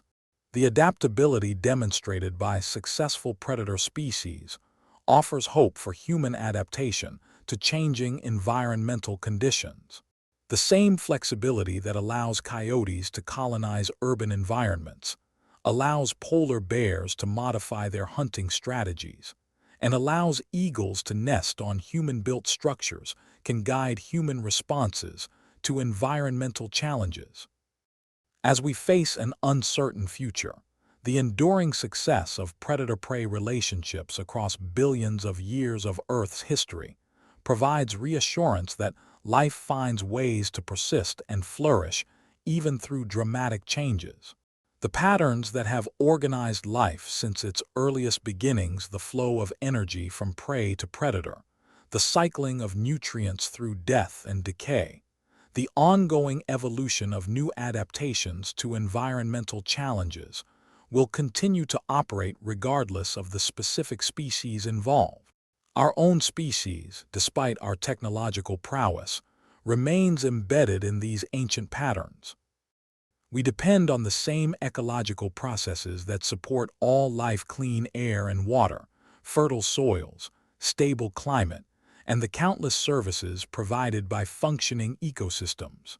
Our long-term survival depends not on transcending these natural limits, but on learning to live within them in ways that maintain the health of the systems that support us. The predator-prey relationships we have explored throughout our journey offer guidance for this learning process. They demonstrate the importance of balance, the value of diversity, the necessity of limits, and the power of cooperation. They show us that sustainability is not just possible, but inevitable for systems that operate according to natural principles. In the wisdom of the lion that shares its kill with pride members, we see models for human societies that ensure all members have access to the resources they need for survival. In the patience of the hunting eagle, we find guidance for human activities that prioritize long-term success over short-term gains. In the resilience of species that have survived multiple extinction events, we discover hope for our own species' ability to adapt and persist through challenging times. The great cycles that connect predator and prey, the daily rhythms of hunting and rest, the seasonal patterns of abundance and scarcity, the longer cycles of climate and geological change continue their patient work, regardless of human activities. By aligning our own activities with these natural rhythms, we can become participants in the web of life rather than disruptors of it. As night falls across the world and diurnal predators settle into rest while nocturnal hunters begin their activities, as tides rise and fall and seasons turn, and stars wheel overhead in their ancient patterns, the eternal dance between predator and prey continues its patient work. In that continuity, in that persistence of life's fundamental patterns through all the changes that time can bring, we find our deepest source of hope and our most reliable guide for navigating whatever changes lie ahead. The story we have shared together is ultimately a story of hope based not on wishful thinking, but on the demonstrated resilience of life itself. The same forces that have sustained predator-prey relationships through billions of years of Earth's history continue to operate today and will continue to operate for billions of years to come. In participating in these eternal patterns, in learning from their wisdom, and in working to maintain the conditions that allow them to flourish, we find our own path toward a sustainable and flourishing future. Rest now in this knowledge. Sleep peacefully in the awareness that you are held within the same web of relationships that connects lions and zebras, eagles and rabbits, dolphins and sardines, polar bears and seals. Your breath joins the breathing of forests, your heartbeat echoes the pulse of oceans, and your dreams connect you to the dreams of all life on Earth. In this connection, in this participation in the eternal cycles of existence, there is infinite peace and endless hope. Epilogue: the eternal dawn. In the gentle space between sleeping and waking, between night and day, between one breath and the next, the great story continues. Somewhere, as these words reach your consciousness, the sun is rising over golden grasslands where zebras graze and lions rest. Somewhere, morning light is filtering through green canopies where jaguars move in shadows and monkeys call their ancient warnings. Somewhere, dawn is breaking over oceans where dolphins hunt and eagles soar, over mountains where snow never melts and ice that remembers the beginning of the world. This is the gift of our interconnected planet that somewhere, always, the story is beginning again. Each sunrise brings new chances, new encounters, new opportunities for the eternal dance between predator and prey, between life and death, between individual survival and the health of the whole. Each dawn is both an ending and a beginning, both a memory and a promise. The relationships we have explored together, the patient lion and the vigilant zebra, the shadow jaguar and the warning monkey, the cooperative dolphins and the flowing sardines, the soaring eagle and the alert marmot, the ice-walking bear and the breathing seal, these are not just stories about other species. They are stories about the fundamental patterns that govern all existence, patterns that connect us to every other living thing on our remarkable planet. In the rhythm of your breathing as you rest, you participate in the same respiratory cycles that sustain the sleeping lion. In the beating of your heart, you join the pulse that drives life through every creature we have encountered.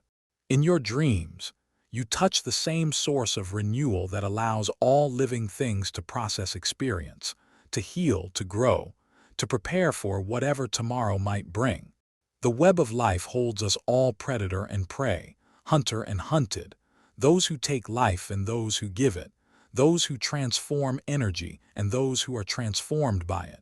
In this holding, there is infinite safety, eternal purpose, and the deep peace that comes from knowing our place in something infinitely larger than ourselves.